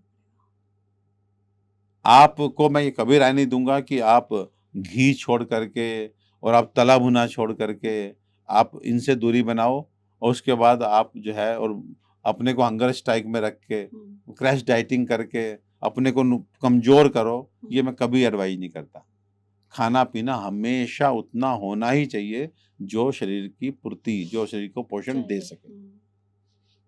तो अगर आपने पतला रहना है तो हाँ, एक चीज बड़ा क्लियर समझ लीजिए कि कार्बोहाइड्रेट, प्रोटीन और फैट, ये 3 हमारे इंटीग्रल पार्ट ऑफ फूड है।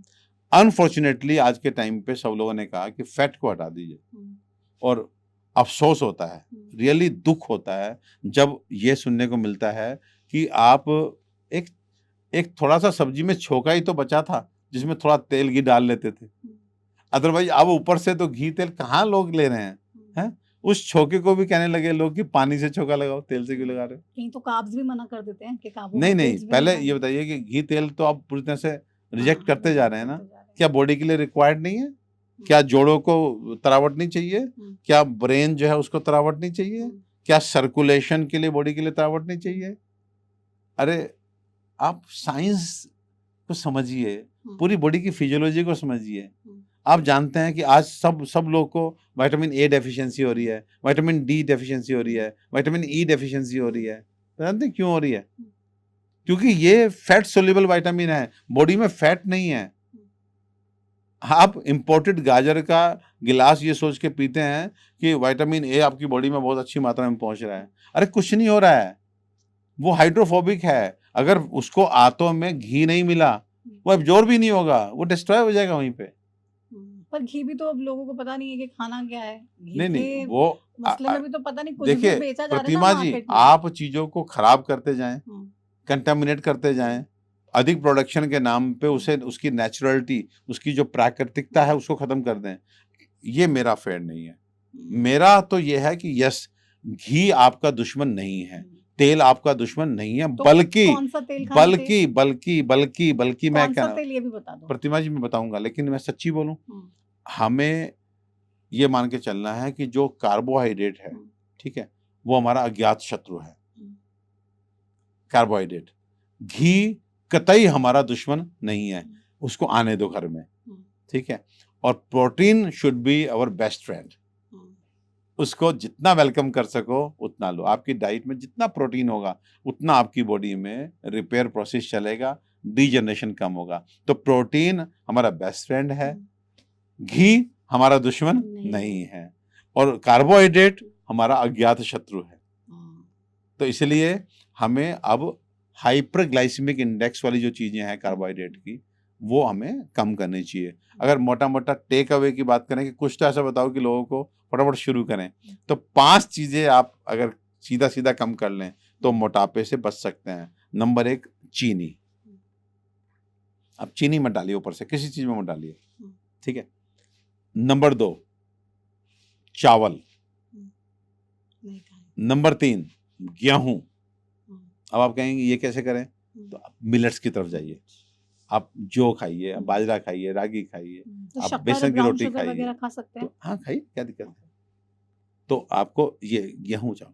फिर चौथी चीज, अगेन सरप्राइजिंग, दही हटा दीजिए, बिल्कुल नहीं हटा दें। दही मोटापा करती है। मैंने बोला ना कि दही, देखिए, पित्त अस्र शोथ मेदा कप्रदम, पित्त को बढ़ाने वाली है, रक्त को दूषित करने वाली है, सूजन को बढ़ाने वाली है। मेदा मीन्स फैट को बढ़ाने वाली है, और बहुत अधिक कंज्यूम की जा रही है।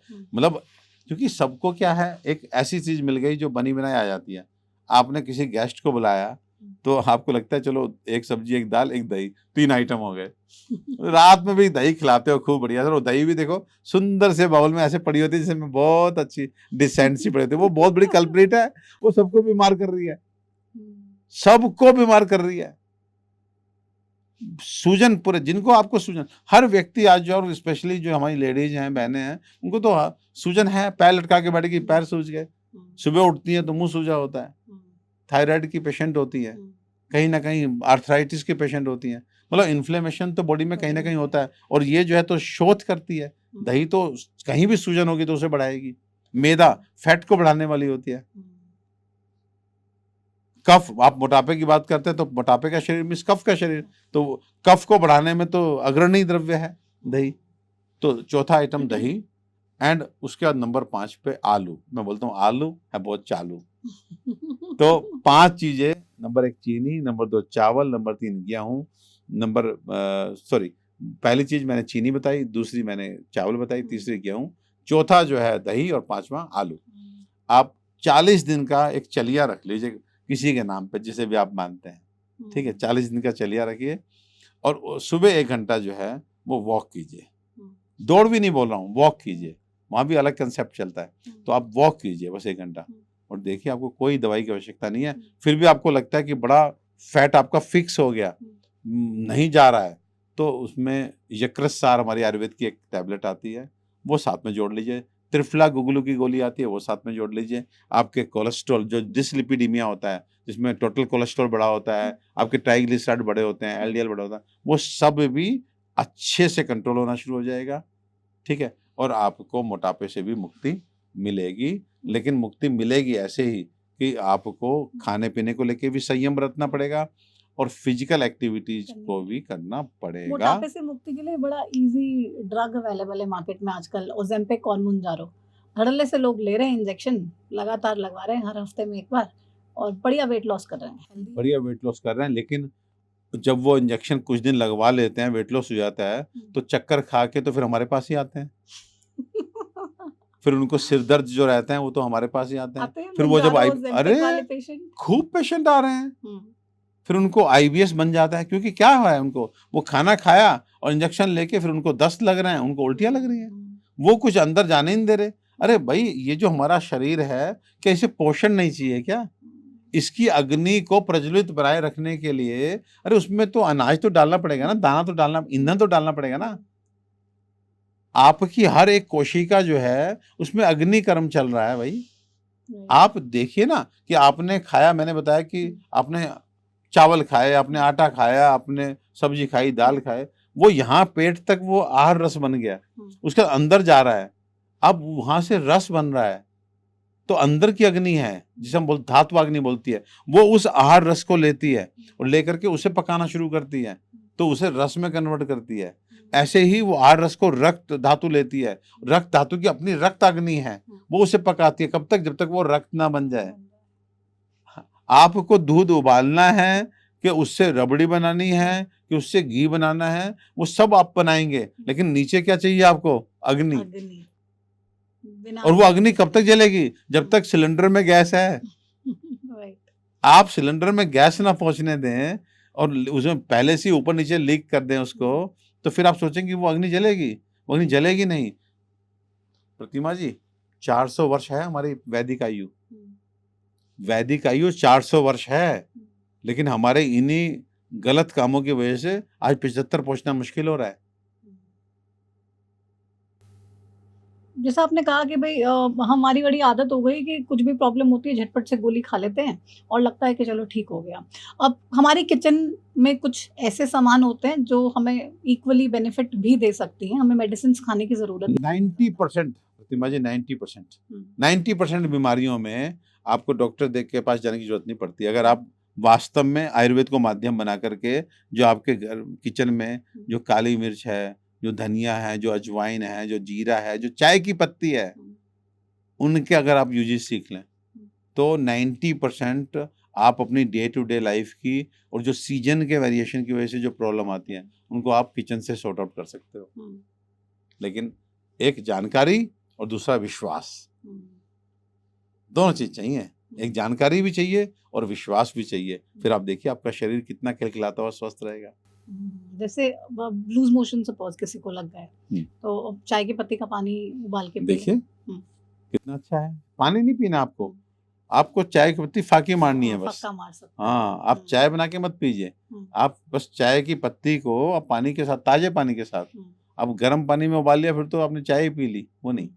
आप चाय की पत्ती का आधा चम्मच दिन में 2-3 बार अपना फाँकी मारिए। हुँ। आप इन जनरल पहले लोग ईसबगोल घर में रखते थे, ईसबगोल की भूसी दही में मिला के 2 बार खाते थे, तो ठीक हो जाता था। हुँ। तो उस समय थोड़ा खाने-पीने पे परहेज रखते थे, हुँ। तो ठीक हो जाता था। हुँ। तो हर अस चीज़, हुँ। काली मिर्च अद्भुत। मैं कहता हूँ कि आप काली मिर्च की बात कीजिए, हुँ। आपको 100 बीमारियाँ मैं काली मिर्च से ठीक करके दिखाता हूँ, केवल काली काली मिर्च से। मिर्च से कौन-कौन सी बीमारियाँ? आज के टाइम पे देखिए अर्टिकेरिया जो स्किन की एलर्जी है, वो बहुत कॉमन है। हुँ।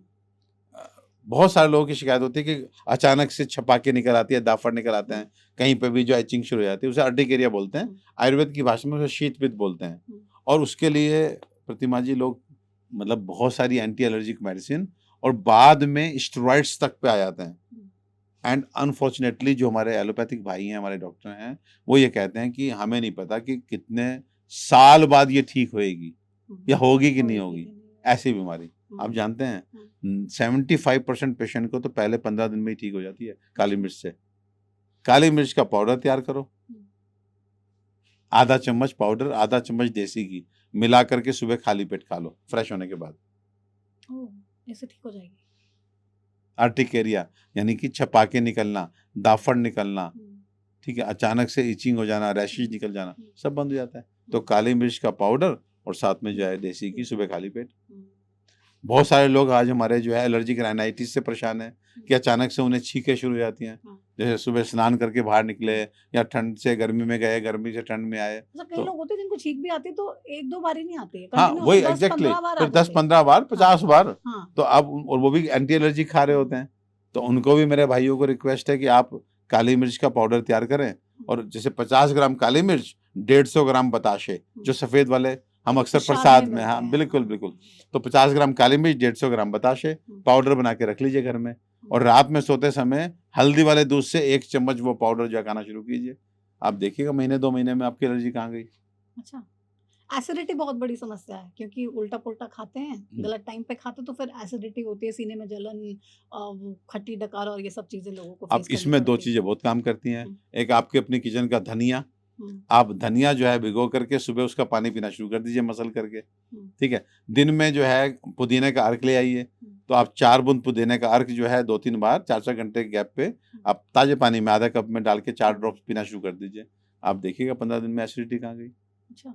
लेकिन एक चीज़ मैं प्रतिमा ये कहना चाहूँगा, हुँ। ये एसिडिटी, ये गैस, ये कॉन्स्टिपेशन, ये आपको आज ले रहा है कि आपकी खाने-पीने की हैबिट ठीक नहीं है। आपका अब उसमें भी क्वालिटी में भी कहीं न कहीं गड़बड़ हो सकता है, क्वांटिटी में भी आप ओवर ईटिंग कर रहे होगे, कॉम्बिनेशन आपका हो सकता है 2 चीज़ें वो खा रहे हैं जो साथ में नहीं खा सकते, ठीक है? फिर आपका खाने खाने का समय कहीं न कहीं गड़बड़ आप करते हो या खाना खाने का तरीका। 5वां पॉइंट उस समय रह गया था हमारा, खाना खाने का तरीका इज़ इक्वली इम्पोर्टेंट। वो ये कि जो हमने बोला था ना कि खाने के 2 पार्ट, एक सॉलिड एक लिक्विड। अगर आप सॉलिड को पीते हैं और लिक्विड को खाते हैं, कहने का मतलब क्या है कि सॉलिड को इतना च्यू करना है कि जब वो ओएसोफेगस फूड पाइप को क्रॉस करे, तो वो पानी सा बन के करे। मतलब आपने इतना उसको क्रश कर दिया कि वो काफ़ी डाइल्यूटेड फॉर्म में आ गया। इसे बोलते हैं सॉलिड को पीना। और पानी को खाने का मतलब है कि आपने पानी उठाया, एक सिप लिया, वापस एक गिलास रख दिया। Again have 1 sip of water फिर रख दिया। इसे बोलते हैं लिक्विड को खाना। तो अगर खाना खाने का ये तरीका है, तो आप साधारण खाना खाइए, कोई बात नहीं। आप देखना बलिष्ठ होंगे, पचेगा, वो शरीर को लगेगा। तो हमारे यहाँ एक कहावत है कि आपने क्या खाया, कितना खाया इम्पोर्टेंट नहीं है, आपने कैसा पचाया इज़ इम्पोर्टेंट। तो ये पाँचों चीज़ों को ध्यान रखिए। ये तो हम रेमेडी बता ही रहे हैं कि कभी हो गया, लेकिन आपको रूट को ही देखना है कि ऐसा ना हो कि आपको हमने रेमेडी बता दी, तो आप कहेंगे यार धनिया का पानी सुबह पी लेता हूँ और नहीं लोग कर रहे हैं। गैस का आजकल कैप्सूल गोली वो चलती डेली है, हो गया वो है। लेते हैं और फिर हाँ। दिन भर समोसे खाते हैं। हाँ, डेली हो गए सुबह लेकिन आप खाली पेट जानते खाना हैं ही है। जितने पीपीए प्रोटॉन पंप इनहिबिटर हैं, जितने एंटासिड्स हैं, दे आर लाइक एनाल्जेसिक के बाद जो पेन किलर हैं, उनके बाद दूसरा सबसे बड़ा कारण बन के निकल के आ रहे हैं क्रोनिक डिजीज में, किडनी को खराब कर रहे हैं। ओह! जिन एंटासिड्स ये को आप डेली गोलियाँ 10 ले साल रखे 15 हैं। साल से ऐसे खाए जा रहे हैं ना, हाँ। अब रिसर्च बता रही है कि वो पेन किलर के बाद दूसरा सबसे बड़ा कारण बन के आ रहे हैं किडनी डिजीज का। किडनी डैमेज हो रही है। इतना आसान नहीं है, हुँ, नहीं तो सारी दुनिया ना ले लेती। नींद की गोली खा के आप सो रहे हो, हुँ, ठीक है, अगर उसके साइड इफेक्ट ना होते तो फिर तो हर व्यक्ति क्या 2-4 रुपए की गोली है, हुँ, खाएगा, हाँ, सोएगा, मस्त होके सोएगा। हुँ, लेकिन उसके बाद जब वेट बढ़ता है, उसके बाद जब मेमोरी लॉस होता है, हुँ, उसके बाद जो स्लगिशनेस आती है, वो जो ब्रेन एकदम फोगी सा रहता है, आप दिन भर मतलब खुमारी सी में रहते हैं, मतलब साइड इफेक्ट हैं भाई। हुँ। कैंसर भी बहुत बड़ी समस्या है। लोगों को पता ही नहीं चलता है कि क्यों हो रहा है, वो फिर सोचते रहते हैं कि कैसे हुआ, क्यों कैंसर हुआ? का सीधे-सीधे संबंध है प्रतिमा जी केमिकल से। हुँ, Whenever you put extra chemical, undesired chemical into your body, hmm, body cells जो है उसे रिएक्ट करते हैं, हुँ, वो उसे एक्सेप्ट नहीं करते। उनका इरिटेशन जो होता है वो सेल डिवीजन के रूप में, एक्सेसिव एग्रेसिव सेल डिवीजन के रूप में हमें देखने को मिलता है, हुँ, एंड दैट इज कैंसर। हुँ। तो कैसे बचने के लिए क्या सीधी कुछ सी हम बात है, कर सकते हैं? मैंने तो कहा ना 5 तत्वों से प्रकृति बनी है, 5 तत्वों से काया, हुँ, और प्रकृति के इन्हीं 5 तत्वों में हुँ, स्वस्थ सुखी जीवन का मंत्र हुँ, समाया। तो हुँ, प्रकृति के साथ जुड़ जाइए, हुँ, कहाँ कैंसर होगा। हुँ, पहले प्रतिमा जी कहाँ कैंसर होते थे, हुँ, कैंसर के नाम पे शहर डर जाता था कि एक व्यक्ति फलाने को कैंसर हो गया। हुँ, आज घर घर में कैंसर हो गया। पहले कैंसर पेशेंट को बताया नहीं जाता था हुँ, कि कैंसर हो गया। आज तो वो जाता है ऑन्कोलॉजी डिपार्टमेंट में, तो वहां पे उसे एक उसका नंबर होता है, 150वां नंबर और 200वां नंबर, कि अभी तो 150 लोग और लाइन में खड़े हैं। Hmm, it has become so common. Common है। और रीजन मैंने आपको बता दिया, केमिकल्स, हुँ, केमिकल्स का इंटेक। हुँ, आप केमिकल इंटेक बंद कीजिए अपना, हुँ, कोई बात नहीं, आपको कोई सेल आपका नाराज नहीं होगा। हुँ, भाई सेल जो है वही तो टूट-फूट मचा रहा है ना, वो हुँ। डिवीजन करके एक्स्ट्राऑर्डिनरी, क्योंकि मतलब उसको बट एक आम इंसान मतलब क्या कैसे पता लगे उसको लगेगा कि भई मैंने केमिकल इनटेक क्या कर लिया है या कैसे कर लिया है? अब वो कैसे डिफाइन करे? अरे देखिए, प्रतिमा जी 3 चीज़ें से मैंने बताई आपको। हुँ, नंबर 1, आप खाना-पीना खाते हैं, हुँ, तो try to eat the freshly prepared food, hmm, home cooked. हुँ, आप ये बताइए कि बाहर आप जब खाना मँगाते हैं, तो आप उम्मीद करते हैं कि वो ताज़ा बना होगा? हुँ। पता नहीं कितने महीनों-महीनों से डीप फ्रीज़र में आज के रखते हैं। टाइम पे देखो, मैं ऐसे कोई कंपनी का नाम नहीं लूँगा, लेकिन आप जो है डीप फ्रीज किया हुए दालें आपको मिलती है, 2 महीने बाद आप वो पैकेट गर्म पानी में डाल करके और आप यस। दाल खा रहे हो, हुँ, तो ये कोई फ्रेश है? हुँ, कोई मजबूरी है, किसी को जुद पे जाना है और तो कुछ मिलना नहीं, तो आप भुने चने लेके जाइए। हुँ। लेकिन ये दाल लेके जाएँगे क्या, मतलब 2 महीने पुरानी? आप सब्ज़ी खा रहे हैं, आप किसी रेस्टोरेंट पे रात में 11 बजे खाना खाने जाते हैं, आप लास्ट होते हैं।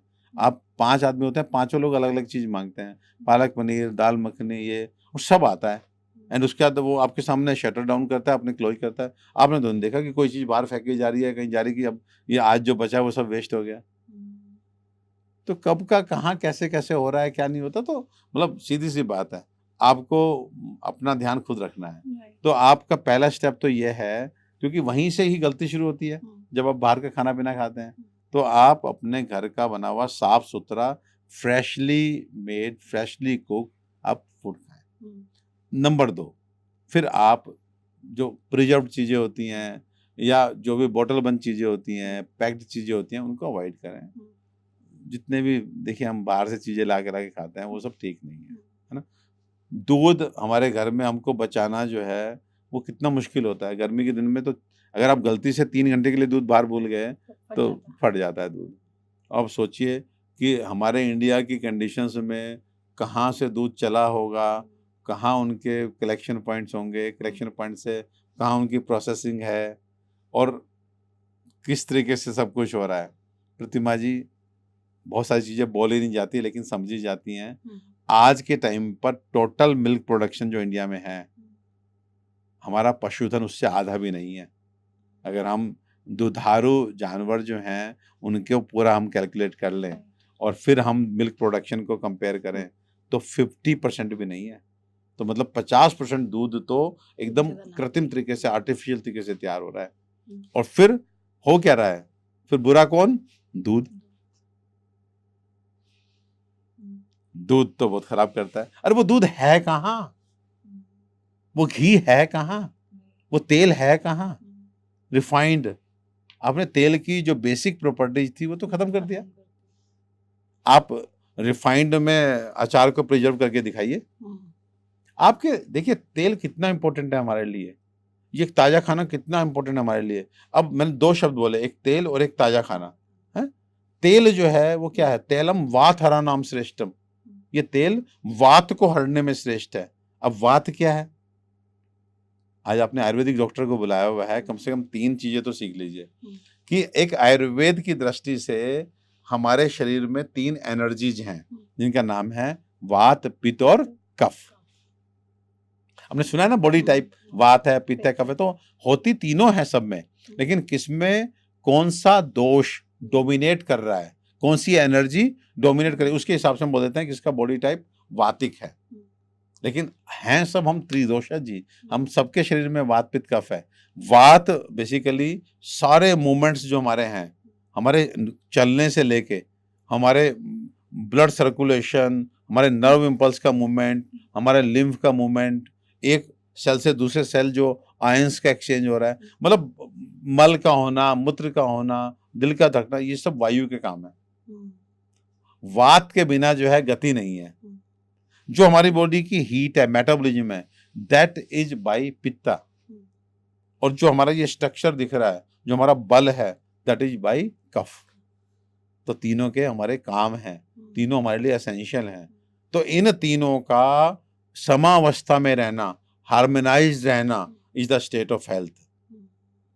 यानी कि इन तीनों का बैलेंस जो है वो हेल्थ है। और इन तीनों का बिगड़ जाना वो हमारा रोग है। रोगस्तु दोष वैषम्यम। रोगस्तु रोग है, दोषों की विषमता, उनका हार्मनी से बाहर निकल जाना, जितना प्रमाण शरीर में होना चाहिए उससे ऊपर नीचे हो जाना। तो रोगस्तु दोष वैषम्यम, और दोष साम्य आरोग्यता। दोषों की समता क्या है? वो आरोग्यता है। और विषम हुए दोषों को वापस से सम करना वो चिकित्सा है। सिंपल। आयुर्वेद के हिसाब से रोग क्या है? दोषों की विषमता। स्वास्थ्य क्या है? दोषों की समता। और विषम हुए दोषों को सम करना क्या है? चिकित्सा। अब वो सम करने के लिए उसका खाना पीना ठीक कराइए, उसकी जीवन शैली ठीक कराइए, और अधिक विषम है तो कुछ नेचुरल हर्बल मेडिसिन दे दीजिए। ये आयुर्वेद का कंसेप्ट है। अब इसमें भी वात, पित्त, कफ है। अब वात, पित्त, कफ में वात बढ़ा हुआ है, पित्त बढ़ा हुआ है, कफ बढ़ा हुआ है। वात कम है, पित्त कम है, कफ कम है। कभी वात और पित्त दोनों बढ़े हुए हैं, कभी वात अधिक बढ़ा हुआ है, पित्त, बहुत सारे कॉम्बिनेशन बन जाते हैं। तो एक मेरे जैसा छोटा सा शिष्य वो पहुंच गया जी आचार्यों के पास, हमारे जो सो कॉल्ड साइंटिस्ट थे, कि भाई ये तो बहुत सारे कॉम्बिनेशन बन रहा है बीमारी के, तो कोई एक सीधा सा कोई सूत्र दे दीजिए जिससे मैं अपने भैया प्रतिमा जी को ठीक रखूं, अपने लोगों को ठीक रखूं। तो फिर एक सूत्र निकल के आया आयुर्वेद में। वो कहते हैं कि सुनो, पित्तम पंगु कफे पंगु पंगवो मल धातुवा वायु ना यत्र नियंते तत्र गच्छन्ति मेदवत। वो बोलता है कि पित्तम पंगु कफे पंगु, कहता है कि छोड़ो यार, तो पित्त कफ का चक्कर ही डॉक्टर साहब छोड़ दे, भूल जा पित्त कफ को। पित्तम पंगु का ये पंगु है, ये कुछ नहीं है, ये तो ऐसे ही घूमते रहते हैं, बस टपकते रहते हैं। पित्तम पंगु कफे पंगु वो मल धातु, शरीर को मलिन करने वाले 3 मल और शरीर को धारण करने वाले 7 धातु भी पंगु हैं।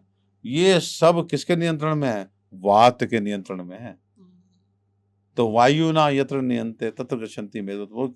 और वायु इन पे कैसे कंट्रोल कर रही है? जैसे आकाश में बादलों पे जब बादल आते हैं काले काले, तो हम लोग सब लोग फटाफट अगर कपड़े उपड़े या कोई सामान छत पे होता है तो भगाते हैं ना कि बच्चों को जल्दी हटाओ, बारिश आने वाली है, और हवा आती है और बादलों को ले जाती है, कोई बारिश नहीं। तो जैसे वहां पर वायु कंट्रोल कर रही है बादलों पे, ऐसे ही हमारे शरीर में भी जो मेन कल्प्रिट है, जो रोग उत्पन्न करने वाले 3 दोष जो उनका बॉस है, वो कौन है? वात दोष। तो इसलिए बोला गया कि अगर कोई व्यक्ति चाहता है कि वो स्वस्थ रहे तो बस वो वात पे नजर रखे।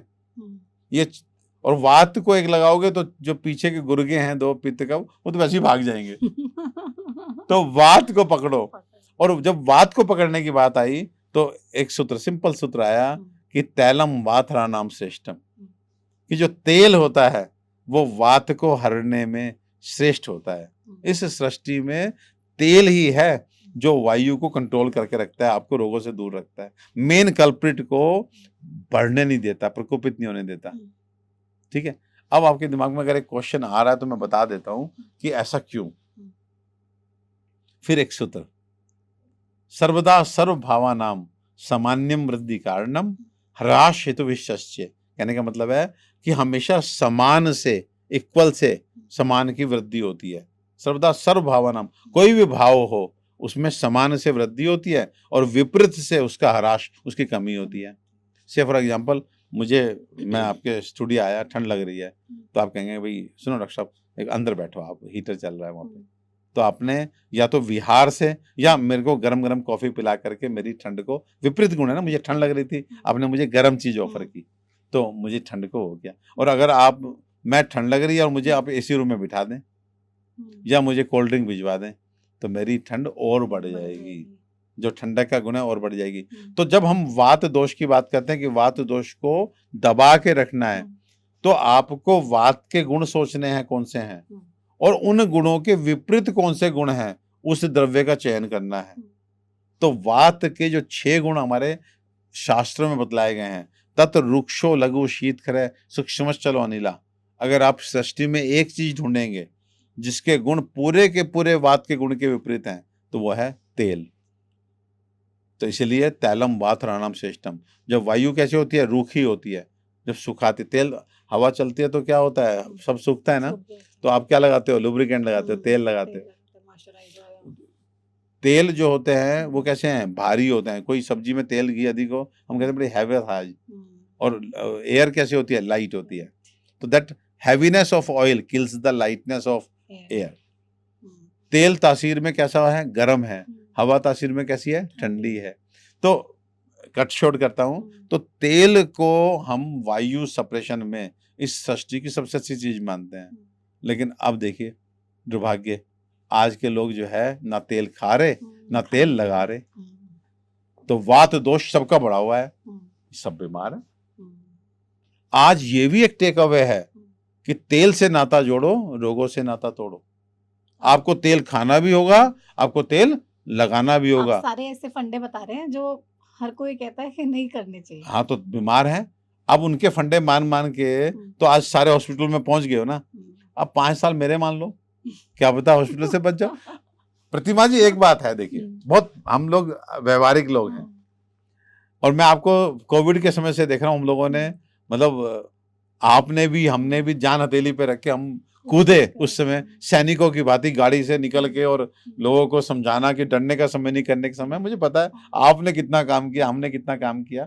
देखिए हमारा तो ये है कि अगर आज के जो चलन है चल के आप तेल घी छोड़ के, पता लग रहा है कि साहब हमारे बड़े तो नहीं समझ थी उनको, वो तेल घी खूब खाते थे, गुड़ में शक्कर में और घी डाल के खूब खाते थे। ठीक है, तेल ये दूध पीते थे इतना, तो वो तो बेचारे 50 साल में चले जाते थे, 60 साल में चले जाते थे। अब तुमने तो नहीं पिया और तुम तो 120 साल जी रहे हो, 180 साल जी रहे हो, तब तो भाई हम आपको फॉलो करेंगे। हैं? अरे 80 साल का आज भी कोई बुजुर्ग जब मेरी क्लिनिक पे आता है ना, मेरे अपने हरियाणा से, और वो कहता है डॉक्टर साहब अच्छा आजकल दवाई ना अंदर गई एक भी गोली डॉक्टर साहब, तो इतना मतलब अच्छा लगता है सुन के कि बंदा 80 साल का हमारा बुजुर्ग एक गोली नहीं खाई आज तक। आज हम 8 महीने के बच्चे से ये कम नहीं सोच सकते कि उसने दवाई नहीं ली होगी, 8 महीने से बच्चे से। तो कहने का मतलब है कि क्यों माने, आपकी बात क्यों माने। आपकी बात मान के हमें ब्लड प्रेशर ना हो रहा होता, हमें शुगर ना हो रहा होता, हमें हार्ट डिजीज ना हो रही होती, हमारे किडनी जो है बिल्कुल ठीक रहने शुरू करते, हम 100 साल से ऊपर जीते, तो हम कहते नहीं अब वाले समझदार हैं वैज्ञानिक, उनकी बात। अरे तुम्हारी बात मान के तो 70 साल तक पहुंचना मुश्किल हो रहा है। तब देखते हैं अब आपकी बात कौन कौन लोग मानेंगे और उनको क्या कुछ फर्क पड़ेगा। मुझे लगता है क्योंकि बातचीत हमारी इतनी ज्यादा जब तक हम करते रहेंगे तो ना जाने कितने दिन बीत जाएंगे, लेकिन ये बातचीत खत्म नहीं होगी। प्रतिमा जी मैं तो चाहूंगा आप, क्योंकि ये बहुत पसंदीदा मेरा चैनल है, मैं सैकड़ों बार इस पे आया हूँ। हर महीने हमें जो है हेल्थ को लेके इस तरह का जो मिथ बस्टिंग होता है ना, जो भ्रमों को दूर करे, हम व्हाटएवर वी विल टॉक ना, हम वो बात करेंगे जिसका अगर कोई आपको लेटर भेजता है ना कि डॉक्टर साहब ने ये कहा है कि दही गर्म होती है, तो हम उसे जवाब दे सकें कि चरक संहिता अध्याय ये सूत्र नंबर ये। देखो, चरक को, सुश्रुत को, वाग्भट को, माधव, शारंगधर, भाव प्रकाश, ये लघुत्रयी, वृत्रयी, ये हमारे 6 ग्रंथ हैं, और अथर्ववेद। अब इनको कोई नकार नहीं सकता। तो हम लोगों तक एकदम सच पहुंचाएंगे, और ऐसा सच पहुंचाएंगे जो मेरे द्वारा मतलब for a long duration tested है, ट्राइड एंड टेस्टेड है, ट्राइड एंड टेस्टेड है। तो इसमें आज से मतलब बिल्कुल हर व्यक्ति को सुबह उठ करके केवल 1 गिलास पानी पीना है, 4 गिलास नहीं पीना है, 1 गिलास पीना है। 4 गिलास पीना मतलब अपने को बीमार करना। नंबर 2, भोजन के साथ 1 गिलास पानी पीना है, लेकिन कैसे पीना है? मुहुर मुहुर वारी पीबे तबुरी, बार बार पानी पीना है। हर 2-3-4 बाइट के बाद 1 सिप पानी, हर 2-3-4 बाइट के बाद 1 सिप पानी। ये फिर भोजन के बाद 2-2 घंटे के अंतराल पे आधा गिलास पानी, निष्पिपासो अपि पिबेत, प्यास ना हो तब भी पियो। ये 3 एसेंशियल समय है, और उसका जब आपको प्यास लगे आप फ्री हैं, लेकिन आपने आधा गिलास पानी सिप सिप करके खाना है, पीना नहीं है, पीना नहीं, खाना है। तो बस आप मतलब समझ गए आप कि पानी खाना है, कि आपकी प्यास बुझे, आपका गला, आपका मुंह जो सूख रहा है वो तर हो, लेकिन आपका जो भोजन है वो ना तो वहां अग्नि मंद पड़े, ना वो समय से पहले आगे धकेल दिया जाए। अब आप बताइए, अगर आपने एक सिप सिप करके पानी पिया खाने के 10 मिनट बाद भी, तो आपका भोजन जो पेट में है, आप बताइए उसे धक्का लगेगा? नहीं लगेगा ना, बल्कि वो थोड़ा सा तर हो जाएगा। जो हमने गलाने की प्रक्रिया करनी है, उसे सॉफ्ट करनी है, उसमें और आसान हो जाएगा। तो आप जब भी दिन में मन करे 2-3 सिप पानी पीजिए, जिससे यहाँ धक्का ना लगे और आपका अनवित गीला होता रहे। तो इतना अद्भुत है। और मैं कहता हूँ प्रतिमा जी, अगले पॉडकास्ट में बैठेंगे, आई एम टेलिंग यू, अगर आज इस पॉडकास्ट को देख के लोगों ने इसे फॉलो कर लिया, तो आप जान लीजिए सैकड़ों मेल आएंगे कि हमारी गैस, एसिडिटी, कॉन्स्टिपेशन, जो हमारा इतने सालों से हम दवाइयों पे डिपेंडेंट थे, वो हमारी दवाई छूट गई। आई एम श्योर लोगों को बहुत सारा बेनिफिट मिलेगा। फिलहाल आपका बहुत शुक्रिया हमारे स्टूडियो में आने के लिए, और इस पूरे पॉडकास्ट के लिए। बहुत ही यूजफुल चीज़ें आपने बताई, थोड़ी डिफरेंट थी। अब लोग उसको करके देखेंगे तो शायद जिंदगी में कुछ और फर्क दही भी आएगा। मैंने बोला था, हमारा विषय रह गया कि डायबिटिक पेशेंट जो है वो आज से दही छोड़ दे। आज से सुखम स्वप्न सुखम दधीनी, ग्राम्य उदक अनुप्रसा प्यांसी, नव अनुपानम गुड़ वैकृतम च परमे हेतु कफिर सर्वम।